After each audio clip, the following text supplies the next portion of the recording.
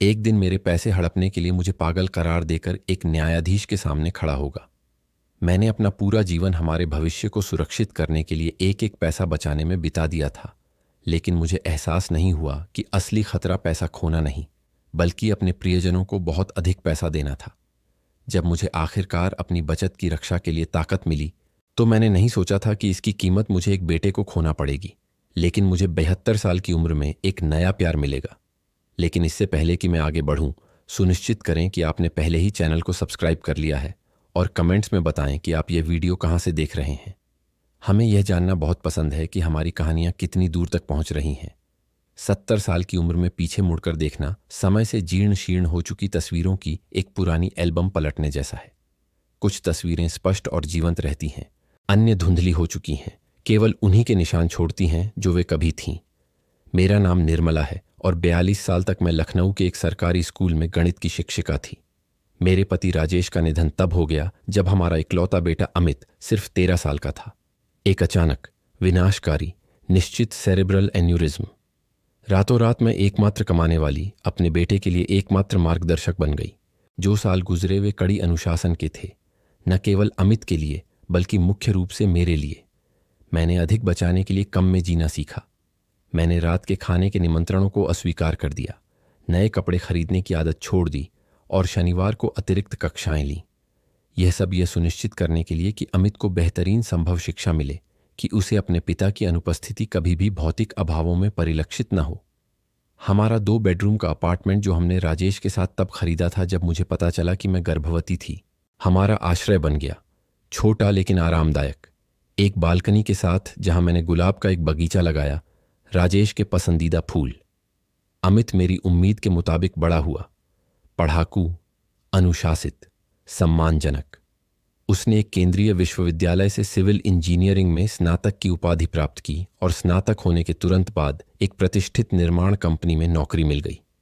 28 साल की उम्र में उसका अपना अपार्टमेंट था, जिसके लिए मैंने बिना किसी हिचकिचाहट के आधी डाउन पेमेंट में योगदान दिया। अपने बेटे को स्थापित और स्वतंत्र देखना वह सपना पूरा होना था जो राजेश और मैंने साझा किया था। जब मैं 65 साल की उम्र में सेवानिवृत्त हुई तो मेरे पास आरामदायक बचत थी। 1,80,000 भारतीय रुपए, 4 दशकों के मौन बलिदानों का परिणाम। यह कोई भाग्य नहीं था, लेकिन यह मेरे सेवानिवृत्ति के सुखमय वर्षों के लिए सुरक्षा का प्रतिनिधित्व करता था। जैसा कि मुझे इस चरण को कहना पसंद है, सामान्य जीवन जीने के लिए संभावित चिकित्सा खर्चों को कवर करने और शायद कुछ छोटे स्थगित सपनों को पूरा करने के लिए पर्याप्त, जैसे गोवा की यात्रा। यह उसी समय था जब अमित सोनल से मिला। वह उसे रविवार के दोपहर के भोजन के लिए लाया, एक परंपरा जिसे हम धार्मिक रूप से निभाते थे। वह मेरे अपार्टमेंट में ऐसे दाखिल हुई जैसे कोई बिक्री के लिए संपत्ति का मूल्यांकन कर रहा हो, सतर्क आंखों से हर विवरण को सूचीबद्ध कर रहा हो। उन लेस के पर्दों से लेकर जो मैंने खुद सिले थे, शेल्फ पर रखे फोटो फ्रेम तक। सुनहरे बाल, बेदाग सीधे, लंबे और लाल नाखून, ऊंची हील्स, यहां तक कि एक आकस्मिक दोपहर के भोजन के लिए भी। उसकी मुस्कान उसकी आंखों तक नहीं पहुंचती थी। निर्मला जी, आपसे मिलकर आखिरकार खुशी हुई। अमित आपके बारे में बहुत बातें करता है, उसने कहा, अपना हाथ मेरी ओर बढ़ाते हुए एक आश्चर्यजनक रूप से दृढ़ हाथ मिलाया। मैंने राजमा चावल बनाया था, अमित का पसंदीदा व्यंजन, और दोपहर के भोजन के दौरान सोनल ने हर चीज की अत्यधिक प्रशंसा की। खाना, अपार्टमेंट, यहां तक कि मेरे चीनी मिट्टी के बर्तन का सेट भी जो मुझे अपनी मां से विरासत में मिला था। अमित उसे उस अभिव्यक्ति के साथ देख रहा था जिसे मैंने तुरंत पहचान लिया। अंधाधुंध प्रशंसा, वह नज़र जो सतह से परे कुछ नहीं देखती। सोनल फाइनिक्स प्लेसियो मॉल में एक बुटीक में काम करती है। अमित ने गर्व से टिप्पणी की, मां, वह सभी ट्रेंड्स जानती है। कितना दिलचस्प, मैंने उसे और चावल परोसते हुए जवाब दिया। क्या तुम्हें अपना काम पसंद है?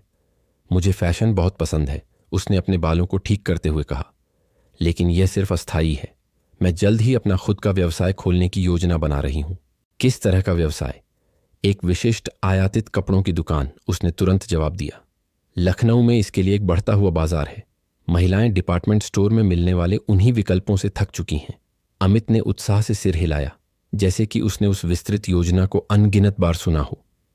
मुझे उस पल एहसास हुआ कि मेरा बेटा, जो पेशेवर मामलों में इतना सावधानीपूर्वक था, सोनल के मामले में अपनी सभी आलोचनात्मक समझ को निलंबित कर चुका था। रविवार की मुलाकातें जारी रहीं और धीरे धीरे सोनल दिनचर्या का हिस्सा बन गई। वह हमेशा छोटे छोटे उपहारों के साथ आती थी। एक महंगी पेस्ट्री की दुकान से खरीदा गया केक, विदेशी फूल जिनकी कीमत मेरे गुलाबों से तिगुनी होगी, एक रेशमी स्कार्फ जो मेरी आंखों से पूरी तरह मेल खाता था, गणना की गई इशारे जिन्हें अमित वास्तविक स्नेह के प्रदर्शन के रूप में व्याख्या करता था। 6 महीने बाद शादी हुई। शाही वाटिका में एक समारोह, एक ऐसी जगह जिसकी कीमत मेरी बचत का 1/3 थी। अमित ने मेरे साथ खर्चों को साझा करने पर जोर दिया, यह तर्क देते हुए कि माँ और बेटे को इस विशेष क्षण को साझा करना चाहिए। मैंने, जिसने इस दिन का सपना तब से देखा था जब मैं अमित को अपनी बाहों में सुलाती थी, बिना किसी हिचकिचाहट के सहमत हो गई। मैं उसे खुश, संतुष्ट अपना रास्ता चलते हुए देखना चाहती थी। शादी के 2 महीने बाद पहली वित्तीय सहायता की मांग आई। एक रविवार किसी भी अन्य दिन जैसा ही था, सिवाय इसके कि अमित अकेला आया था, यह समझाते हुए कि सोनल को माइग्रेन था। माँ, उसने मेरे गुलाबों के बीच बालकनी में कॉफी पीते हुए शुरू किया, हम अपार्टमेंट की रसोई को फिर से तैयार करने के बारे में सोच रहे हैं। कुछ भी बहुत असाधारण नहीं, बस अलमारी और उपकरणों को बदलने के लिए। बहुत अच्छा बेटा, तुम्हारी नई जिंदगी के लिए नई रसोई। हाँ, वह मेरी आंखों से नजरें चुराता रहा। बस काम में एक अप्रत्याशित समस्या आ गई। एक प्रोजेक्ट टल गया और मेरा बोनस भी। मुझे तुरंत समझ आ गया कि बातचीत किस ओर जा रही थी। क्या तुम्हें उधार चाहिए? मैंने सीधे पूछा। यह बिल्कुल उधार नहीं है माँ, यह तो बस एक मदद है। 15,000 भारतीय रुपए। बोनस मिलते ही मैं तुम्हें लौटा दूंगा, वादा करता हूं। 15,000 भारतीय रुपए। मेरी बचत का लगभग 10% एक ऐसी रसोई के नवीनीकरण के लिए जो बिल्कुल ठीक थी। मैं पिछले हफ्ते ही उसके अपार्टमेंट गई थी और मुझे ऐसा कुछ नहीं दिखा था जो तत्काल नवीनीकरण को जरूरी ठहराता। जरूर बेटा, मैं तुम्हें कल ही ट्रांसफर कर दूंगी। अमित ने राहत भरी मुस्कान दी, जैसे उसने वहां तक कोई भारी बोझ उठाया हो और अब उसे आखिरकार उतार सके। हमने और बातें की, लेकिन मुझे लगा कि वह ज्यादा शांत हो गया था, जैसे उस मुलाकात का असली मकसद पूरा हो गया हो। पैसे ट्रांसफर हो गए, बोनस का जिक्र फिर कभी नहीं हुआ और रसोई का कथित नवीनीकरण गोवा की यात्रा में बदल गया। मुझे तब पता चला जब सोनल ने सोशल मीडिया पर तस्वीरें पोस्ट की जिनमें वह नए कपड़ों में भारतीय पर्यटन स्थलों के सामने खड़ी थी। यह तो बस शुरुआत थी। अनुरोध नियमित हो गए, हमेशा विस्तृत स्पष्टीकरणों और वापसी के वादों के साथ जो कभी पूरे नहीं हुए। अमित को जिस विशेष पाठ्यक्रम की जरूरत थी उसके लिए 5,000 भारतीय रुपए, कथित दुर्घटना के बाद कार की मरम्मत के लिए 8,000 भारतीय रुपए, सोनल के लिए नई कार के डाउन पेमेंट में मदद के लिए 12,000 भारतीय रुपए, क्योंकि पुरानी इतनी सुरक्षित नहीं थी। 1 साल से भी कम समय में लगभग 60,000 भारतीय रुपए मेरे खाते से निकल गए थे। मैंने, जिसने 4 दशकों तक हर पैसा बचाया था, अपनी जमा पूंजी कम होते देखी और एक भी पैसा वापस नहीं आया। फिर भी मैं मना नहीं कर पाई। वह मेरा बेटा था, मेरा इकलौता बेटा। जब वह मदद मांगता तो मैं उसे कैसे मना कर सकती थी। फिर मई की एक शाम मुझे एक फोन आया जिसने सब कुछ बदल दिया। श्रीमती निर्मला ओलिवेरा? दूसरी ओर से एक महिला की आवाज ने पूछा। हाँ, मैं ही हूं। हम मेरिडियन बैंक से बोल रहे हैं। हम आपके क्रेडिट कार्ड पर एक असामान्य लेन देन की पुष्टि कर रहे हैं। क्या आपने डायमंड्स ज्वेलरी में 8,500 भारतीय रुपए की खरीदारी को अधिकृत किया था? मेरा दिल तेज हो गया। मैंने ऐसी कोई खरीदारी नहीं की थी। मैं पिछले कई सालों में किसी ज्वेलरी की दुकान पर गई भी नहीं थी। मैंने कांपती आवाज में जवाब नहीं दिया। मैंने उस खरीदारी को अधिकृत नहीं किया। उस स्थिति में हम लेन देन और आपके कार्ड को ब्लॉक कर देंगे। आपको एक नई कार्ड के लिए शाखा में जाना होगा। जब मैंने फोन रखा तो मेरे हाथ कांप रहे थे। केवल एक ही संभावित स्पष्टीकरण था। किसी ने मेरे कार्ड का इस्तेमाल मेरी अनुमति के बिना किया था और वह व्यक्ति या तो अमित या सोनल हो सकता था। मेरा अपना कार्ड, जिसे मैंने अमित को 2 हफ्ते पहले काम पर एक आपात स्थिति के लिए दिया था। महत्वपूर्ण ग्राहकों के साथ एक रात का खाना, जिसका भुगतान उसे करना था, लेकिन उसका कार्ड लिमिट पर था। वह बुधवार था और मुझे उनसे आमने सामने बात करने के लिए रविवार तक इंतजार करना पड़ा। राजेश के निधन के बाद वे मेरे जीवन के सबसे लंबे दिन थे। विश्वासघात की भावना शारीरिक थी। छाती पर एक लगातार बोझ, एक दर्द जो कम नहीं होता था। मैं ठीक से सो नहीं पाई। मेरी भूख मर गई और मेरे गुलाब सालों में पहली बार पानी के बिना मुरझा गए। रविवार आया और उसके साथ अमित और सोनल पारंपरिक दोपहर के भोजन के लिए आए। उसने एक नया सफ़ेद सोने का हार पहना हुआ था जिसमें छोटे हीरे जड़े हुए थे। मैंने तुरंत डायमंड्स ज्वेलरी की शैली को पहचान लिया, जहां राजेश ने दशकों पहले मेरी शादी की अंगूठी खरीदी थी। मैंने दोपहर का भोजन परोसने से पहले ही कार्ड का स्टेटमेंट मेज पर रख दिया। हमें बात करनी है, मैंने छाती में हलचल के बावजूद अपनी आवाज को स्थिर रखते हुए कहा। अमित ने उलझन में पलकें झपकाईं। सोनल ने तुरंत अपने हार को छुआ, एक स्वचालित और खुलासा करने वाला इशारा। किस बारे में मां? डायमंड्स ज्वेलरी में 8,500 भारतीय रुपये की खरीदारी के बारे में, जो मैंने नहीं की। जो खामोशी छाई वह किसी भी स्वीकारोक्ति से ज्यादा खुलासा करने वाली थी। सोनल ने सबसे पहले खामोशी तोड़ी। उसकी आवाज कृत्रिम रूप से नरम थी। निर्मला, मुझे लगता है कि कुछ गलतफहमी हुई है। अमित तुम्हारे जन्मदिन के लिए तुम्हें सरप्राइज देना चाहता था। हार एक उपहार होता। मेरा जन्मदिन अक्टूबर में था, हम मई में थे। अपने ही पैसे से? मैंने अपनी आवाज में कड़वाहट छिपा न पाई। अमित आखिरकार बोला, अपने बालों पर हाथ फेरते हुए। यह एक ऐसा हाव भाव था जो वह बचपन से करता था जब कोई झूठ पकड़ा जाता था। मां, हम इसे वापस करने वाले थे, बस ये अवसर आ गया, ये विशेष हार, और मुझे लगा कि तुम इसमें बहुत सुंदर लगोगी। मुझे लगा कि तुम खुश होगी। मैंने सोनल की गर्दन में हार को देखा, उसके पूरी तरह से संवारे हुए नाखून, इटालियन ब्रांड का बैग जो सोफे पर रखा था। फिर मैंने अपने बेटे को देखा, इस अजनबी को जो अमित का चेहरा पहने था। यह हार उसकी गर्दन में क्यों है? अमित ने शब्दों की तलाश में निगल लिया। सोनल ने फिर से हस्तक्षेप किया, अब कम सुलह वाले लहजे में। मैंने बस इसे यह देखने के लिए पहना था कि यह कैसा लगता है। इसका आकार लगभग तुम्हारे जैसा ही है। झूठ इतना पारदर्शी था कि मैं लगभग हंस पड़ी। लगभग। इसके बजाय मुझे अपने अंदर कुछ कठोर होता महसूस हुआ, एक संकल्प जो मुझे नहीं पता था कि मुझ में अभी भी था। मुझे मेरा कार्ड अभी वापस चाहिए। मां, चलो शांति से बात करते हैं। अमित ने मेज पर हाथ बढ़ाते हुए कोशिश की। हम परिवार हैं, परिवार एक साथ मदद करते हैं। कार्ड, मैंने हाथ बढ़ाते हुए दोहराया।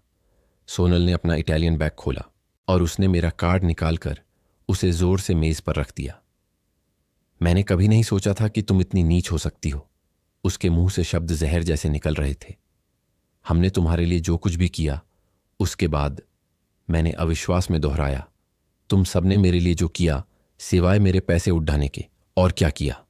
सोनल चिल्लाई, जैसे यह कोई असाधारण उदारता हो। हमने तुम्हारे साथ समय बिताया। हम हर रविवार को यहां आते थे, जब हम यात्रा कर सकते थे, दोस्तों के साथ बाहर जा सकते थे, अपनी जिंदगी जी सकते थे। अमित, जो तब तक बातचीत के इस मुद्दे से असहज लग रहा था, अचानक रक्षात्मक हो गया। मां, आप गलत कह रही हैं। हम हमेशा आपका ख्याल रखते थे। हमने हमेशा आपका ध्यान रखा। तुम सब मेरा ध्यान रख रहे थे, मेरे कार्ड का बिना अनुमति के इस्तेमाल करके। सोनल ने जोर दिया। वह बस एक चूक थी, एक पल भर की गलती। हम इसे वापस चुकाने वाले थे, जैसे तुमने रसोई के नवीनीकरण के लिए गए RS 15,000 चुकाए, जो ब्यूनस आयर्स की यात्रा में बदल गए, या कार के लिए गए RS 12,000 जो सोनल को तुरंत चाहिए थे, या कथित दुर्घटना के लिए गए RS 8,000। अमित की तरफ देखकर मुझे एहसास हुआ कि उसे उम्मीद नहीं थी कि मैंने इन सब झूठ को नोटिस किया होगा। शायद वह सोचता था कि मैं बहुत भोली हूं, बहुत लापरवाह हूं, या शायद अपनी जिंदगी में उसकी मौजूदगी के लिए इतनी बेताब हूं कि उसकी कहानियों पर सवाल ही नहीं उठाऊंगी। सोनल ने गुस्से में पूछा, क्या तुम हमारे खर्चों पर नजर रख रही थी? क्या यह निजता का उल्लंघन नहीं है? मैंने शांत भाव से जवाब दिया, यह मेरा पैसा है। यह जांच करना निजता का उल्लंघन नहीं है कि मेरा पैसा कहां जा रहा है। अमित अचानक उठ खड़ा हुआ, लकड़ी के फर्श पर कुर्सी घसीटता हुआ। मुझे लगता है कि बेहतर होगा कि हम चले जाएं। साफ है कि तुम अभी समझदारी से बात करने की स्थिति में नहीं हो। यह वाक्य, तुम अभी समझदारी से बात करने की स्थिति में नहीं हो, मेरे दिमाग में एक खतरे की घंटी बजा गए। ये ठीक उसी तरह की भाषा थी जिसका उपयोग बुजुर्गों को अमान्य करने के लिए किया जाता है, यह बताने के लिए कि वे अब अपने दिमागी नियंत्रण में नहीं हैं। मैं पूरी तरह से समझदार हूं अमित, इतनी समझदार कि यह जान सकूं कि मुझे पैसे लेने के लिए बार बार झूठ बोला गया। सोनल ने अपना पर्स उठाते हुए घोषणा की, तुम पागल हो रही हो। अमित, मैंने तुमसे कहा था कि ऐसा होगा। तुम्हारी मां बुढ़ापे की वजह से पागलों जैसी होती जा रही है। पागल, यह शब्द कमरे में एक छिपी हुई धमकी की तरह मंडराया। अमित ने सोनल का हाथ पकड़ा और कहा, चलो चलते हैं प्रिय। दरवाजे पर वह पलटा। जब तुम शांत हो जाओगी तब हम बात कर सकते हैं। हम तुमसे प्यार करते हैं माँ, लेकिन हम इस तरह के आरोपों को स्वीकार नहीं कर सकते। दरवाज़ा बंद हो गया और मैं अपने तूफानी विचारों और इस भयानक संदेह के साथ अकेली रह गई कि यह कुछ और बुरे की सिर्फ शुरुआत थी। अगले कुछ दिनों तक मुझे उनकी कोई खबर नहीं मिली। अगला रविवार आया और चला गया बिना पारंपरिक दोपहर के भोजन के। मैंने सोमवार को अमित को फ़ोन किया, लेकिन कॉल वॉइसमेल पर चला गया।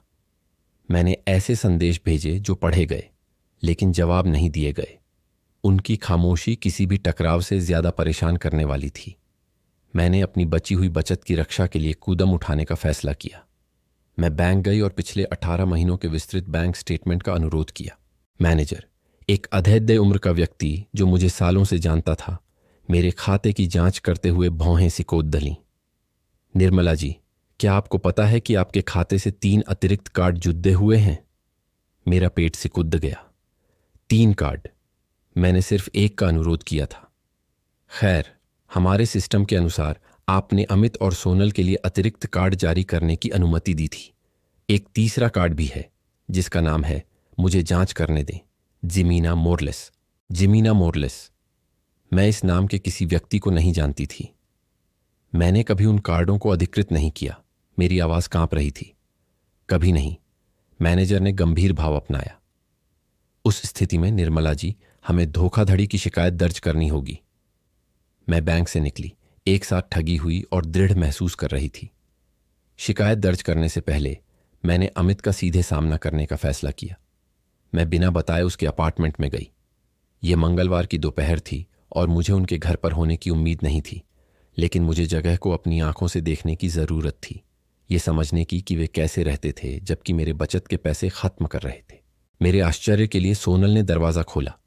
उसने महंगे स्पोर्ट्सवियर पहने हुए थे और ऐसा लग रहा था जैसे वह कसरत करके आई हो। मुझे देखकर उसके चेहरे पर हैरानी छा गई। निर्मला, तुम यहां क्या कर रही हो?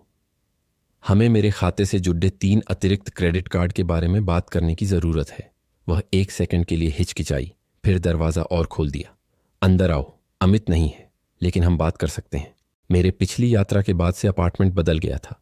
नए फर्नीचर, दीवार पर एक विशाल टेलीविजन, कलाकृतियां जो मैंने कभी नहीं देखी थीं।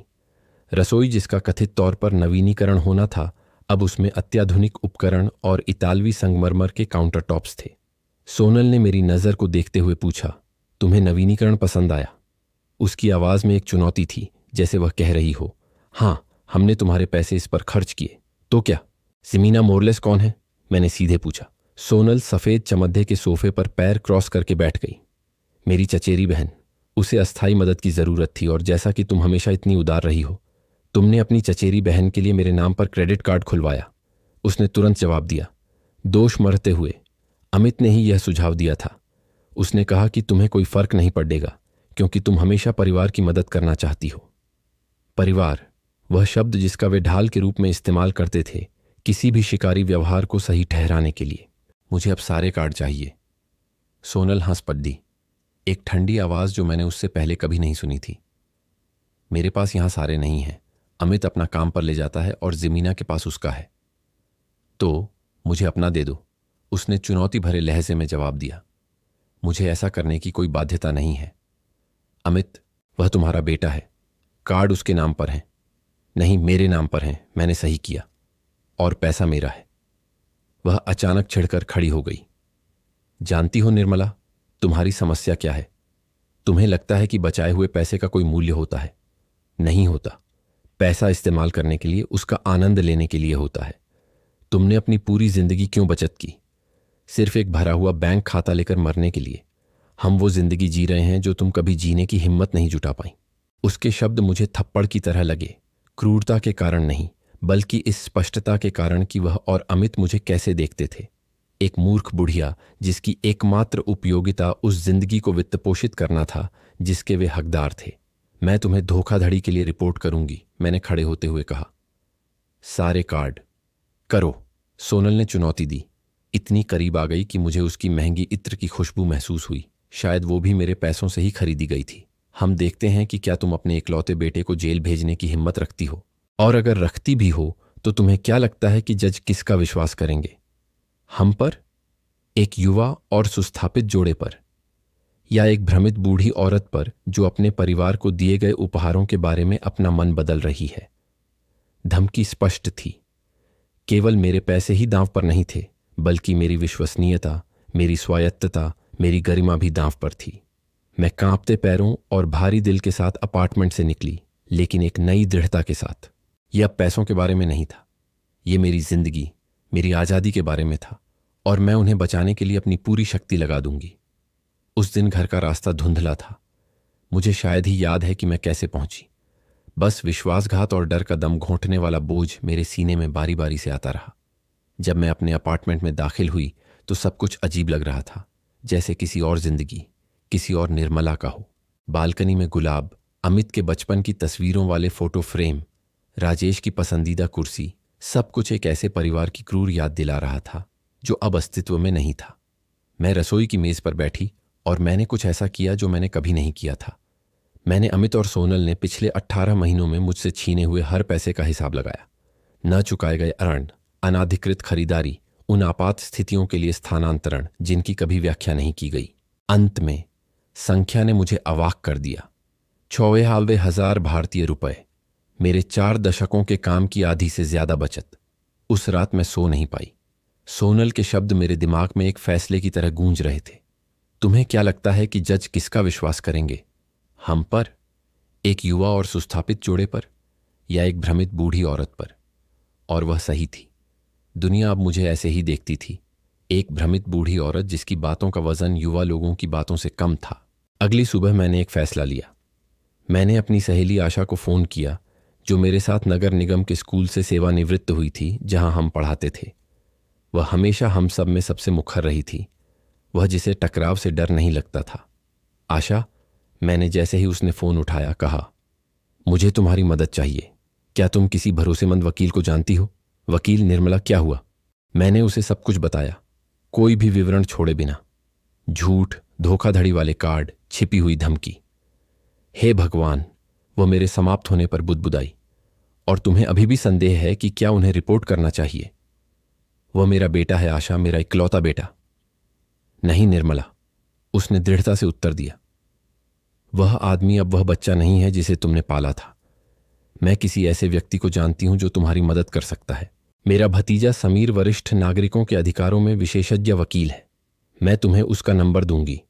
आशा ने न केवल मुझे नंबर दिया, बल्कि अगले दिन समीर के कार्यालय तक मेरे साथ जाने पर भी जोर दिया। वह लगभग 40 साल का आदमी था, जिसके साधारण फ्रेम के चश्मे के पीछे दयालु आंखें थीं और बात करने का शांत तरीका था जिसने तुरंत मेरा विश्वास जगाया। श्रीमती निर्मला, उसने मेरी कहानी सुनने के बाद कहा, आप जो वर्णन कर रही हैं वह वरिष्ठों के खिलाफ वित्तीय दुर्व्यवहार का एक विशिष्ट मामला है। दुर्भाग्य से यह उतना ही आम है जितना लोग कल्पना करते हैं, खासकर जब अपराधी परिवार के सदस्य होते हैं। हम क्या कर सकते हैं? मैंने अपनी आवाज को स्थिर रखने की कोशिश करते हुए पूछा। हमारे पास कई विकल्प हैं। सबसे पहले हमें आपके खाते से जुड़े सभी कार्डों को तुरंत ब्लॉक करने और यह सत्यापित करने की आवश्यकता है कि क्या आपके नाम पर कोई अन्य खाते या ऋण हैं जिनके बारे में आपको जानकारी नहीं है। दूसरा, हम धन की वसूली के लिए एक कानूनी मुकदमा दायर कर सकते हैं। तीसरा, धोखाधड़ी और ठगी के लिए आपराधिक प्रक्रिया की संभावना है। आपराधिक शब्द भारी, निर्णायक लग रहा था। इसका मतलब होगा कि आपके बेटे और उसकी पत्नी को उनके द्वारा किए गए कृत्यों के लिए कानूनी परिणामों का सामना करना पड़ सकता है। हाँ, समीर ने धीरे से पुष्टि की, लेकिन यह निर्णय पूरी तरह से आप पर निर्भर करता है। कुछ लोग केवल पैसा वापस पाना और आपराधिक प्रणाली को शामिल किए बिना संबंध तोड़ना पसंद करते हैं। मैंने अमित के बचपन के बारे में सोचा, चलना सीखते हुए, अपनी छोटी मोटी उंगलियों से मेरे हाथों को पकड़ते हुए। मैंने उसके बारे में किशोर के रूप में सोचा, गर्व से मुझे अपनी पहली रिपोर्ट कार्ड दिखाते हुए अनुकरणीय अंकों के साथ।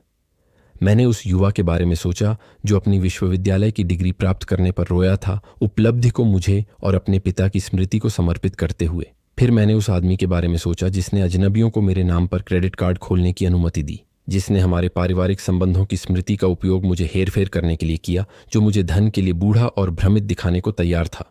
मैं बस अपना पैसा वापस चाहती हूँ, मैंने तय किया, और मैं चाहती हूँ कि वे मेरी जिंदगी से बाहर निकल जाएं। समीर ने सहानुभूतिपूर्वक सिर हिलाया। तो हम धन की वसूली पर ध्यान केंद्रित करेंगे, लेकिन आपको तैयार रहना होगा।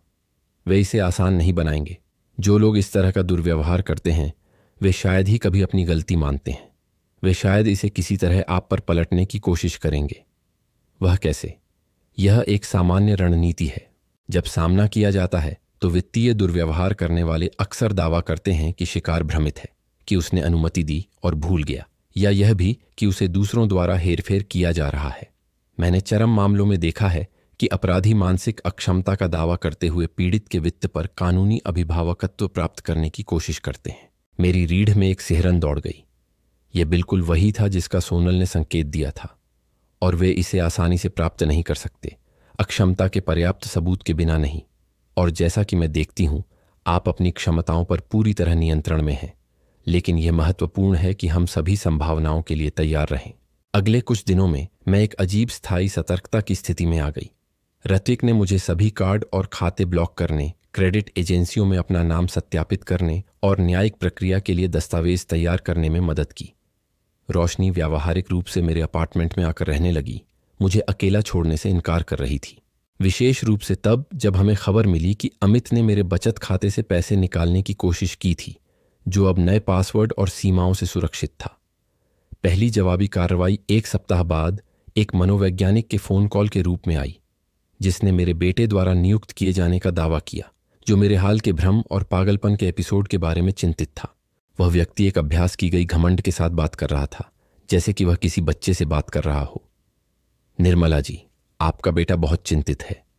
उसने मुझे बताया कि आप बेबुनियाद आरोप लगा रही हैं, कि आपको उन करीबी लोगों पर भरोसा नहीं है जो आपको लगता है कि आपका पैसा चुरा रहे हैं।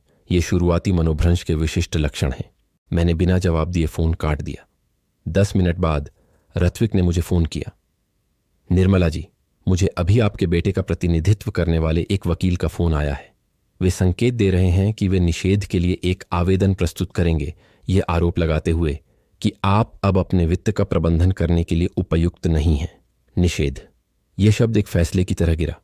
वे वास्तव में मुझे अपने पैसे तक पहुंच बनाए रखने के लिए कानूनी रूप से अक्षम घोषित करने के लिए तैयार थे। अब हम क्या करें? मैंने अपनी आवाज में कंपन को नियंत्रित करने की कोशिश करते हुए पूछा। अब हम निवारक तरीके से कार्य करेंगे। मैं आपकी पूर्ण क्षमता को प्रमाणित करने के लिए स्वतंत्र चिकित्सा और न्यूरोसाइकोलॉजिकल मूल्यांकन का अनुरोध करूंगा। हम धमकी के सभी प्रयासों को सावधानीपूर्वक प्रलेखित करेंगे और उनके खिलाफ अपनी प्रक्रिया को तेज करेंगे। अगले कुछ हफ्तों में मैंने कई परीक्षाओं से गुजरी। न्यूरोलॉजिस्ट, मनोवैज्ञानिक, जेरियाट्रिशियन, सभी ने प्रमाणित किया कि मैं अपनी क्षमताओं पर पूरी तरह नियंत्रण में थी, बिना किसी संज्ञानात्मक गिरावट के संकेत के जो किसी भी प्रकार के कानूनी हस्तक्षेप को उचित ठहरा सके। हर प्रमाण पत्र, हर रिपोर्ट एक छोटी जीत थी, जिसकी मैं पहले से ही जानती थी, उसकी पुष्टि थी। मुझ में कुछ भी गलत नहीं था, सिवाय उस भोली विश्वास के जो मैंने अपने ही बेटे पर किया था। इस बीच हमले जारी रहे। पड़ोसियों ने मुझे बताया कि अमित और सोनल इमारत से होकर गुजरे थे और निवासियों से मेरी चिंताजनक मानसिक स्थिति के बारे में बात कर रहे थे। एक सेवानिवृत्त शिक्षिका जिसने मेरे साथ काम किया था को उनसे एक फोन आया, जिसमें उन्होंने मुझसे पिछले कुछ वर्षों में मुझ में देखे गए व्यवहार परिवर्तनों के बारे में गवाही देने के लिए कहा। जिस स्कूल में मैंने 40 साल तक पढ़ाया था, उसकी प्रधानाचार्या ने मुझे चिंता से बुलाया। निर्मला, तुम्हारे बेटे ने यहां आकर पूछा कि क्या तुम सेवानिवृत्त होने से पहले ही भ्रम के लक्षण दिखा रही थी। उसने कहा कि वह तुम्हारी मानसिक स्वास्थ्य के बारे में चिंतित है। क्या हो रहा है? मुझे उन्हें सब कुछ समझाना पड़ा, हर शब्द के साथ अपमान की कड़वाहट महसूस करते हुए। प्रधानाचार्य ने आक्रोशित होकर आश्वासन दिया कि स्कूल का कोई भी सदस्य उस बात का सहयोग नहीं करेगा जिसे उन्होंने बदनामी का एक बेशर्म प्रयास कहा था। निषेध के लिए आवेदन औपचारिक रूप से 3 सप्ताह बाद प्रस्तुत किया गया। मैंने अगस्त के एक धूप वाले गुरुवार को आधिकारिक अधिसूचना प्राप्त की, जिसे एक शर्मिंदा न्याय अधिकारी ने वितरित किया। दस्तावेज, ठंडा और नौकरशाही ने आरोप लगाया कि मैं संज्ञानात्मक गिरावट, अनियमित व्यवहार, पैथोलॉजिकल अविश्वास और वित्तीय संसाधनों का ठीक से प्रबंधन करने में अक्षमता के स्पष्ट लक्षण दिखा रही थी। आवेदन ने मेरे बेटे और मेरी बहू के खिलाफ मेरे निराधार आरोपों, पैसे के प्रति मेरे हाल के जुनून और मेरे व्यवहार में बदलाव के बारे में तीसरे पक्ष के बयानों को सबूत के रूप में उद्धृत किया। सबसे चौंकाने वाला नाम जो मुख्य आवेदक के रूप में सूचीबद्ध था, अमित कुमार, मेरा बेटा, वह बच्चा जिसे मैंने अकेले पाला था, जिसके लिए मैंने अपने पसीने की हर बूंद, काम का हर अतिरिक्त मिनट, हर मूक बलिदान समर्पित किया था। रथिक ने पेशेवर दक्षता के साथ प्रतिक्रिया दी, लेकिन मैं उनकी आंखों में आक्रोश देख सकता था जब वे उसी रात मेरे अपार्टमेंट में हमारी रणनीति पर चर्चा करने आए। निर्मला जी, चिंता न करें, इस आवेदन का कोई आधार नहीं है। हमारे पास सभी मेडिकल रिपोर्ट हैं जो आपकी पूर्ण मानसिक क्षमता को प्रमाणित करती हैं। वे जो करने की कोशिश कर रहे हैं वह बेहद गंभीर और अनैतिक है। वास्तव में यह उनके खिलाफ जा सकता है। वह कैसे? हम इस बात के पुख्ता सबूत जमा कर रहे हैं कि निषेध के लिए यह आवेदन वास्तव में आपके संसाधनों पर नियंत्रण हासिल करने का एक जानबूझकर प्रयास है, जब आपने उन्हें पहुंच से वंचित कर दिया। यह प्रक्रियात्मक दुराचार का गठन करता है और आपके बेटे और उसकी पत्नी के लिए कानूनी परिणाम हो सकते हैं। फिर भी डर एक परजीवी की तरह मुझ में बस गया। और अगर न्यायाधीश ने उन पर विश्वास किया तो क्या होगा? और अगर मैंने न केवल अपना पैसा बल्कि अपनी स्वायत्तता भी खो दी तो क्या होगा? मैं, जिसने दशकों तक अकेले घर का प्रबंधन किया था, जिसने एक बेटे को पाला था, जिसने वर्षों तक 40 छात्रों की कक्षाओं की देखभाल की थी, खुद की देखभाल करने में अक्षम घोषित की गई। सुनवाई से पहले के दिन एक बवंडर थे। रोशनी व्यावहारिक रूप से मेरे अपार्टमेंट में रहने लगी, मुझे अकेला छोड़ने से इनकार कर रही थी। सेवानिवृत्त सहकर्मियों ने मेरे चारों ओर एक सुरक्षा घेरा बना लिया था। बारी बारी से मुझसे मिलने आती, फोन करती और जरूरत पड़ने पर बाहर ले जाती। ऐसा लग रहा था मानो वरिष्ठ महिलाओं के एक पूरे समुदाय ने इस स्थिति में कुछ जाना पहचाना देख लिया हो, कुछ ऐसा जो उनमें से किसी के साथ भी हो सकता था। एक शाम जब हम सुनवाई का इंतजार कर रहे थे तो मुझसे मेरी एक पूर्व छात्रा मिलने आई, जो अब उसी बैंक में काम करती थी जहां मेरा खाता था। जिमेना एक शर्मीली बच्ची थी जो गणित की कक्षाओं में निखर उठी थी। उसने एक ऐसी प्रतिभा खोजी जिसने उसे अकाउंटेंसी पढ़ने के लिए प्रेरित किया। अब वह शहर के केंद्र में एक शाखा की प्रबंधक थी। निर्मला मैम, उसने मेरे बैठक कक्ष में बैठते हुए कहा, मैं यहाँ इसलिए आई हूँ क्योंकि मुझे पता चला कि क्या हो रहा है और मुझे लगा कि यह मदद कर सकता है। उसने मेज पर एक फाइल रखी। यहाँ पिछले 2 वर्षों में आपके कार्ड से हुए सभी लेन देन की प्रतियां हैं, जिनमें स्थान, तारीख, समय और कुछ मामलों में तो प्रतिष्ठानों के सुरक्षा कैमरे से ली गई तस्वीरें भी शामिल हैं। मैंने दस्तावेजों पर नजर डाली। कृतज्ञता और आतंक का मिलाजुला अनुभव हुआ। वहां सब कुछ था।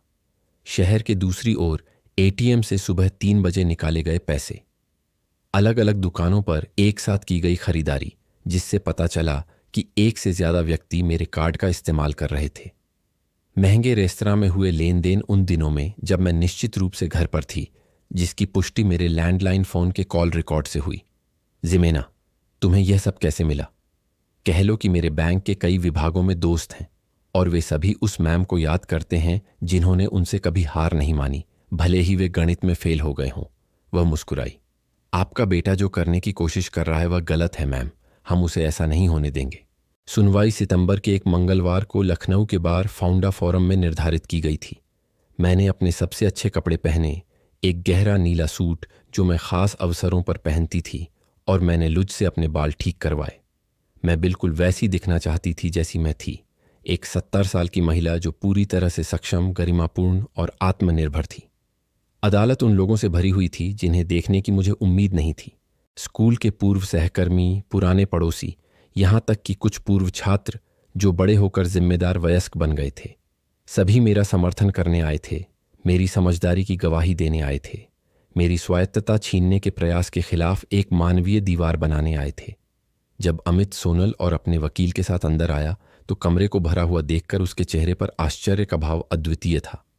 एक पल के लिए हमारी आंखें मिलीं और मैंने उसके चेहरे पर शर्म की एक चमक देखी, इससे पहले कि उसने अपनी नजरें हटाईं। सोनल दूसरी ओर अपनी ठोड़ी ऊपर उठाए हुए थी, दृढ़, जैसे कि उसे अपनी स्थिति पर पूरा विश्वास था। न्यायाधीश, एक मध्यम आयु वर्ग की महिला जिसकी आंखें पैनी थीं और भाव तटस्थ थे, दोनों पक्षों द्वारा प्रस्तुत दस्तावेजों का विश्लेषण करने के बाद बोली, हम यहाँ 70 वर्षीय निर्मला कुमारी द्वारा दायर आंशिक अंतर निषेध के अनुरोध का मूल्यांकन करने के लिए हैं, जिसे उनके बेटे अमित कुमार ने दायर किया है, जो प्रतिवादी की अपनी संपत्ति और वित्तीय संसाधनों का प्रबंधन करने में प्रगतिशील अक्षमता का आरोप लगाता है। फिर वह सीधे मेरी ओर मुड़ी। श्रीमती कुमारी, क्या आप इस सुनवाई का उद्देश्य समझती हैं? पूरी तरह से, योर ऑनर, मैंने जवाब दिया, दिल की धड़कन तेज होने के बावजूद अपनी आवाज को स्थिर रखते हुए।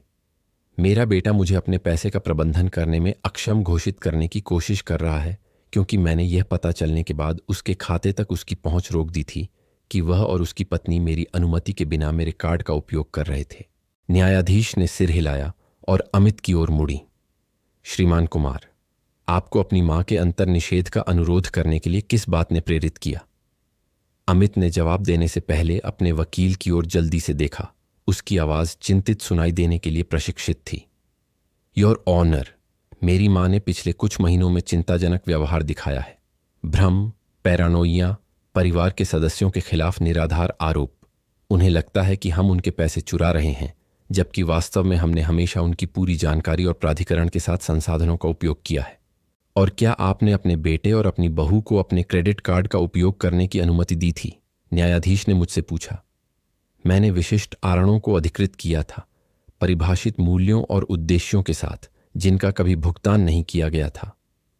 मैंने कभी भी अपने कार्ड के अप्रतिबंधित उपयोग को अधिकृत नहीं किया और न ही मेरे नाम पर अतिरिक्त कार्ड खोलने को।